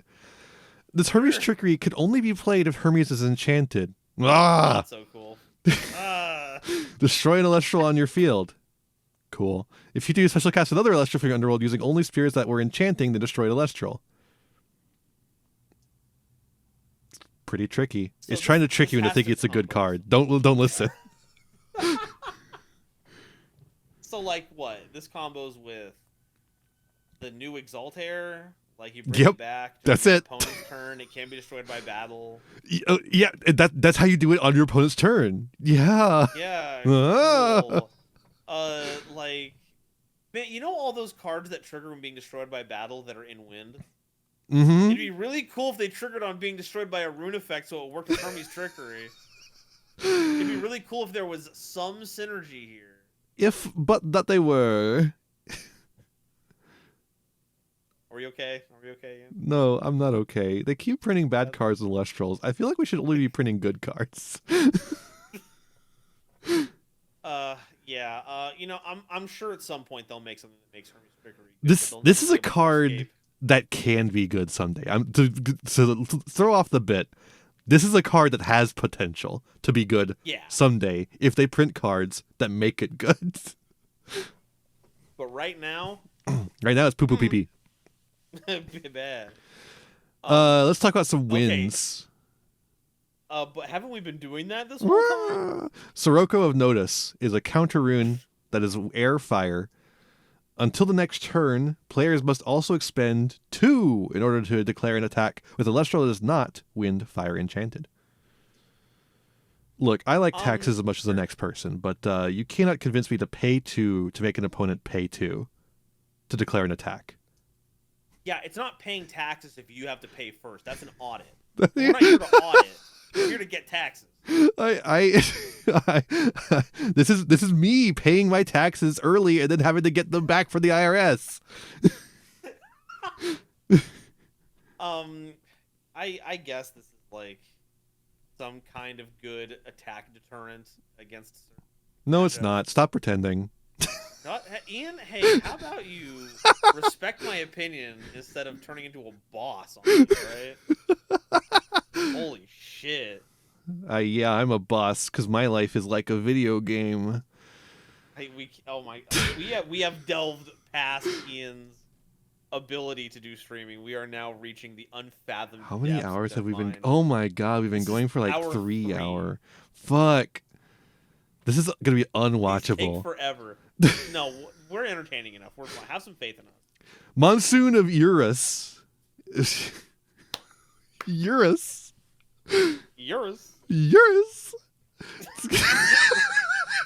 monsooning. I should expend myself.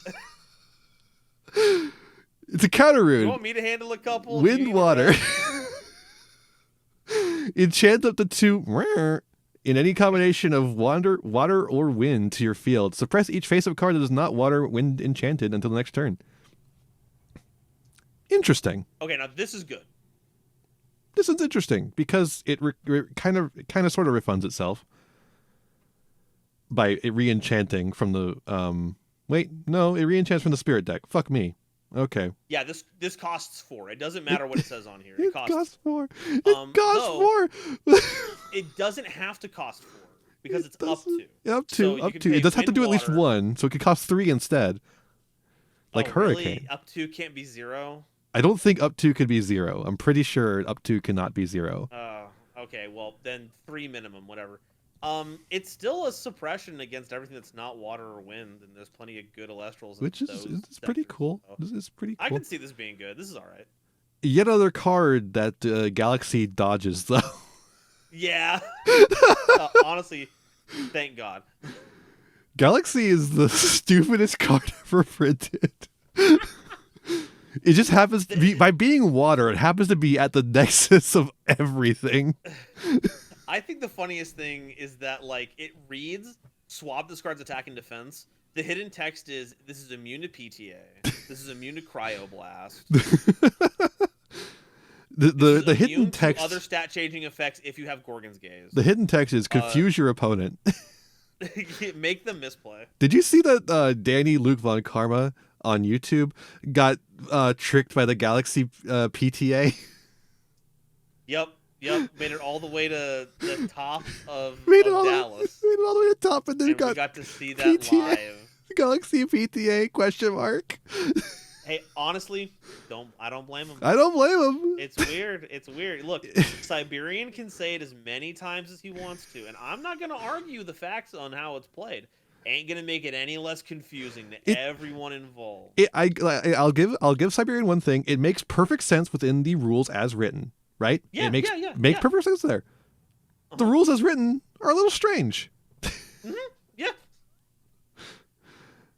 Mistral Laborious. A wind frost counter rune. Have you noticed a theme yet? Folks at home, comment in the comments if you noticed a theme yet. I'll tell you if you're right.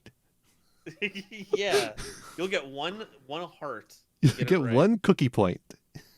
Ooh. Let you have a cookie because you've been good.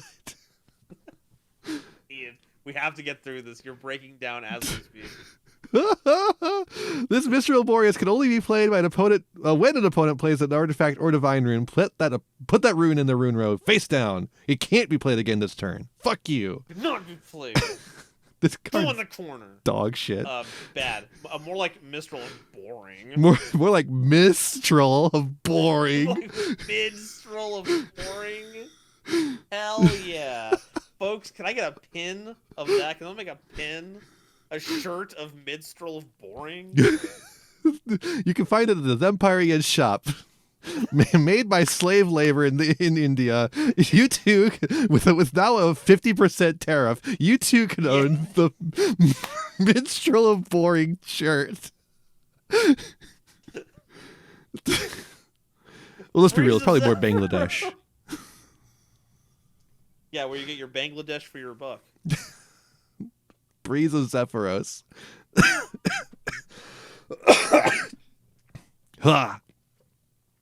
When are we getting the solar and lunar? Oh, this is the solar. When are we getting the what's missing here? Earth and lunar. And Titan. Oh, I mean for these breezes. Breeze of Zephyros. There you go. Let's put it like right there. There we go. Wind, solar, counter rune, Nexus, wind or solar, which I assume you can do off of this card. No, unfortunately, you cannot Nexus off of Invoker counter runes, which has pissed me off so much. That feels like it would be such a cool mechanic. That would be so cool for this card specifically, even. Yeah, so you would have to pay 3 effectively. Well, no, you're not paying anymore. It's in Nexus. These feathers, are these like all the different P, Gleam, Gust, it's Dingus? Specifically a P Gust feather. It's a P Gust feather. Is there not a Nexus form for the other ones? Because this is a P Gleam feather right here because it's purple. No, P Gust is purple. Is purple? I thought that this is red. That was purple. That was red. That's the lighting. That's the lighting. Okay. That's the lighting. If you do, you may.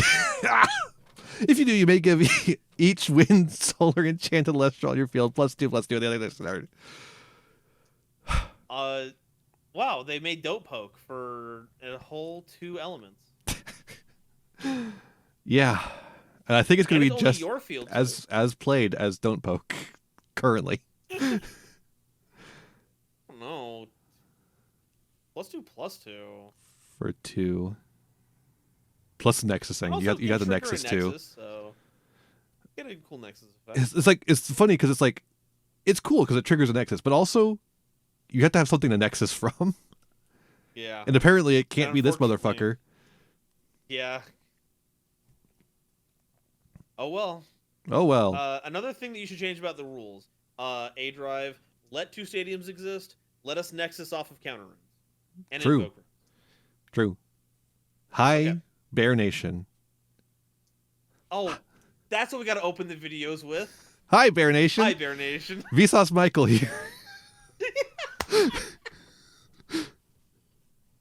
It's a 1-cost invoke rune for Frost. This hibernation can only be played if you control a bear. Target up to 2 fire frost spirits in your underworld, return them to your spirit deck, or enchant them to your Ursa Den. If you do, draw a card. Broken. Busted. This card is really cool. It requires you to play Ursa Den, though, so I don't know. Yeah, that's what makes it fantastic. It's really cool for bears because it forces them to play Ursa Den unless they decide to just not play this card, which they could very well do. No, they can't. New Mage Ursa is the way of the future. Top tier S+. I think there's going to be 2 paths. It's going to be like that Yu-Gi-Oh card from the anime. There's the evil path and the light path. And there's going to be the ones that are playing Ursa Den and are going O2, and the ones that are playing not Ursa Den and are going O2. Ian's not seeing the vision, okay? Folks at home, I know that you understand just how much of a game changer this is. I think bears are a little bit cope, but I hope I'm wrong because I like archetypes. This is me hedging my bets. If they're good, then good for me, because archetypes are back, baby. If they're bad, I was right. Bear Nation, rise up. That's what I'm saying. Can we get some high Bear Nation in chat? Yeah, can we get some high Bear Nations in chat, in addition to your guess as to what the theme of all those wind cards were? Remember, cookies are on the line. Cookies are on the line. Lyre of Apollo is a 1-cost solar artifact. The empowered Elestrals' attack and defense are swapped. A solar PTA question mark? All your champion of Apollo get +2/+2. That part's interesting. Yeah, so you don't even have to do the swap math. You can just say +2 on both sides. Thank God. And it's all Apollos, champion Apollos, which is really cool. I think it's interesting that it affects things that aren't your equipped creature. Oh, that's true. I hadn't clocked that. Yeah. It turns your empowered Elestral into a bard. That powers up your champions of Apollo. So, yeah, you grab it with new Plucky Champion. It's now a 5/3. Just like the old Plucky, except the old Plucky is a 1/5, but still. Yeah, so that shit's only defensive. This new Plucky is offensive. You give it the Lyre, and now all your other champions get better because of it. Although if this is equipped, if you equip this Lyre onto old Plucky, it would also be a 5, but it would be a 5/1 instead of a 5/3. It would be a 4/1 because it's got a 4 booty. Oh, does it have a 4? I thought it had a 5. Huh. That's unfortunately a 4. Unfortunate. Wow. But you can empower this on any Elestral. So if you're splashing this into anything, and they have a really shitty attack, but they got a huge butt, you can turn them into... You can make Astrabbit good at fighting. Yeah. This card is really cool. I think it's interesting. I love this card. This is crazy. You could do cool stuff with this in Fire, even. Like with the Fire artifact deck. You could search it with your artifact shit. And then swap the attack and defense of a card. Don't care about the second effect. Yeah. I think this is neat, has a lot of applications, but is also really good in Solar specifically. So I think that's really cool. Yeah. A+ card design. Yeah. Unlike some of the other artifacts. Yeah. And he's way less text too. Yeah. Solar Charged is a 1-drop solar invoke rune that enchants 1 solar from your underworld to an Elestral on your field. It's Bad Full Moon. Let's go. Good card. Yeah. Although Full Moon is still a good card. It does cost 1 solar, and it's enchanting 1 solar from the underworld. So in a way, it's just letting you do your enchant for the turn again. For free. Well, it's giving you a second enchant. Yeah, second enchant, or like the ability to do a summon of some kind, in addition to an enchant, which is pretty cool. Yeah, but not like things like it's showing a Anacell on here, which needed a quick way to get a solar onto it, and beforehand you just had to find like a nexus to do it, which made it unplayable. Now it's just bad. You can play it. Yeah, doesn't make it better, but now you can play it. And that's great. And you could also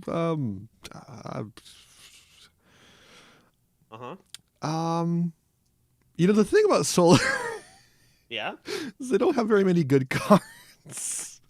You don't say. I don't know. You could use it to get straight from what the fuck is his name? The little lion guy. I'm like literally picking up my deck and looking. Nebuleo. Oh, Nebuleo, and use Solar Charged to go straight from Nebuleo into Solgaleo. Is that the Pokemon? Sure. Celestleo is the Elestral. Celestleo is the Elestral. Yes, Solgaleo is the Pokemon. Yes. Thanks, Elestrals. Thanks, Elestrals. Which helps instead of having to like re-enchant or Nexus onto it. Although, honestly, Nexus is probably easier than drawing Solar Charge. But you can have both. You could have both. You could have both. And then we got our full arts. Let's just like briefly look through them. Okay. Major's a full art. Majestic. Yeah, pretty cool. Torchin. Way too much detail in this one. Why do we keep giving Torchin full arts? Fuck off. I don't like them. Majesty. Beautiful lighting on this one. Holy hell. Pretty cool. Yeah, no, I really like that. Voltempest looking fucking as intimidating as he's going to be. Put a shirt on, you slut. God damn. Igleo Surge! I can barely tell what's happening in this. I need this guy. I need him so bad. He's going to be good someday, I promise you. And I need this guy to use. Galaxair? Sure. Why are we giving full art to Ascension fodder? Really? Like, okay. Carry off. Never sticking around the field. Sure. New Flammomoth. Flammomoth 2. Oh, Paracni gets one? Perfect. Sick. God, look at that. That's terrifying. Amazing. Nixamera.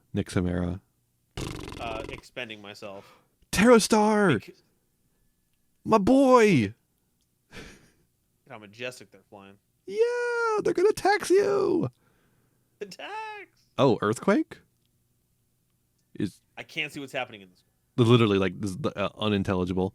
I think there's a Scavagem, and then there's a kind of Panzer? like they're falling. Is that Panzer? I don't know. Hestia. Pretty. Yeah. Eruption. This eruption's nice. Hey, what's up with those Cracker Tugas? Oh my god, this thunderstorm is nice. What the fuck? This is pretty slick. God, that's awesome. Oh, it's got the Titano Strike on there. Yeah, it does. Hermes.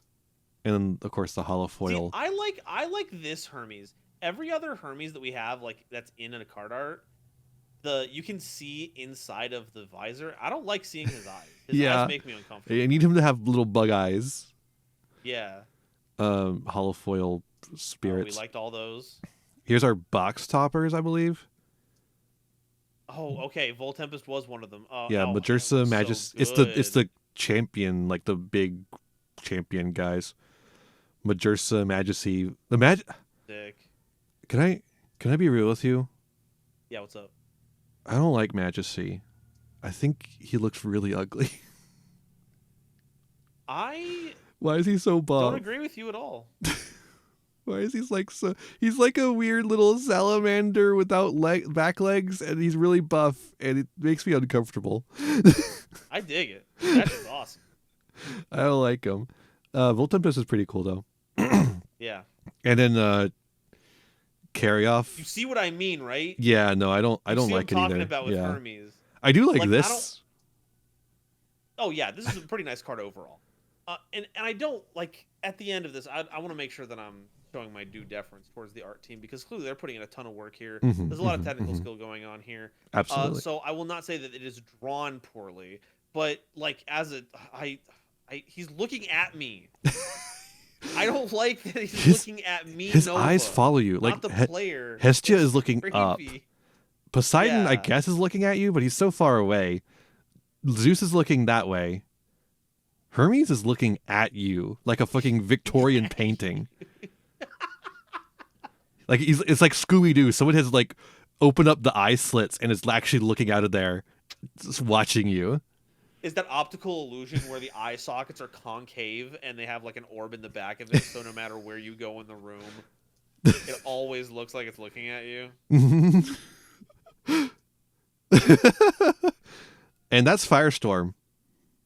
Any thoughts about Firestorm as a whole? Honestly, I feel like we breezed through it too quickly. Like, I think we skipped over a lot of details. Holy shit, 3 hours? That's baby work. Oh god. We've easily talked for another 4. Yeah. Okay, we could have done a fucking Channel Awesome stream in the background too. Stop. Lots of stuff to get excited for. I think we're entering a new era of Elestrals where they're loosening up on a lot of the old design decisions where they were trying to keep the game at a low power level so that it wasn't going crazy. But now we're seeing more special ascensions. We're seeing them mess around with established game mechanics like how artifacts work. The champion stuff is really interesting and lets you have a weird branching evolution thing with previous cards that gives them value as opposed to just power creeping them out of the format. There's still a lot of annoying things to deal with unfortunately. Mm-hmm. But I think overall, this is a big improvement on the set. Give me a Spider's deck right now. Spider's deck looks so cool. I think this set does, like you say, I think it represents a new era of Elestrals in a way, a new cycle, you might say. A news cycle. The new titles are really interesting. I think the champion line is actually really a cool idea. I think it's overall good. There are some troubling things for me. The fact that we are not getting nearly as many new Elestrals, despite the fact that every new Elestral in this set is a fucking banger. Every single new Elestral in this set is absolutely awesome. Hey, let's not give Nyx Mara Okay. Well, any credit it doesn't deserve. Okay. Their card design is not good, but their art design is cool. Oh, the art does look fantastic. Yeah. Cloud monster, hell yeah. Cloud sheet monster. I am a little concerned about the repeat names. Let's go to our friend Viscerus for comment. Oh boy. Unfortunately, we couldn't be reached for comment because this motherfucker has no hands to hold the microphone. He's got like 3 little claw fingers there. Maybe he can stick it in them somehow. Yeah, you know what? You give me the fan art and I'll say, I'll admit otherwise. I don't. Again, we talked about this at length, so I'm not gonna go over it like again. But like, I don't like it. I think this is really confusing. Yeah. I think it causes problems more than it solves, as far as like limiting the power of these new cards, because of the way that named cards work in Elestrals. I get why they would do that to limit the power, but I think it's just the wrong way to go about it. Limit it in card text instead of making this confusing ass system. The game is not Pokemon. It's really more Yu-Gi-Oh than anything. And I feel like taking this route doesn't really work for Elestrals with such an aggressive reprint policy. Like, imagine this, let's say 5 years down the line. Mm-hmm. And there's like within 1 year, we've got, I guess a little over a year by the time the Firestorm comes out, I believe. We've gotten 2 Viscerus. So in 5 years' time, let's say we have 6 Viscerus. And it's not unreasonable. One of them is semi-limited. One of them is limited. One of them's banned because it was just too strong. And you come into that and have to build a deck. Or like every card, like at some point, every single base card without a title has another card with the same name with a different effect that has a different effect on the limited list. And you're trying to build a deck. And let's say you're a new player and you haven't been here the whole time, right? Where does that leave you?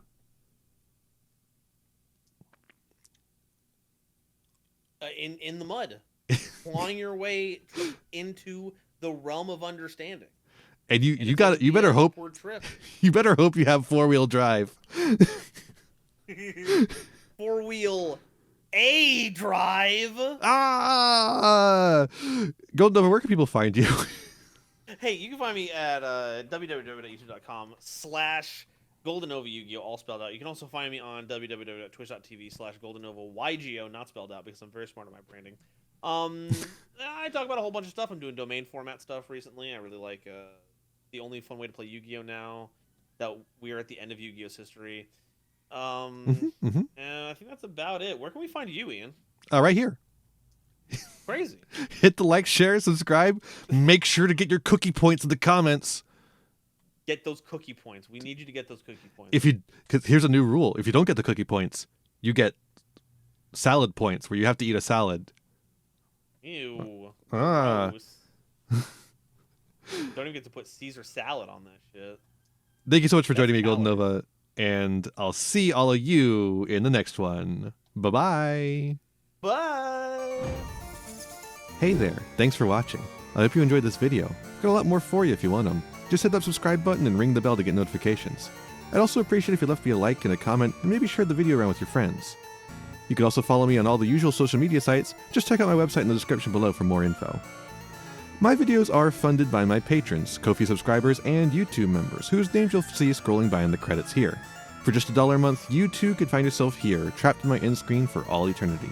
In particular, I'd like to thank Jeremy Coatney, Frog Prince Michael, Fleekill, Haru Hayes, the Almighty Ferret Lord, and Fire Mizumi.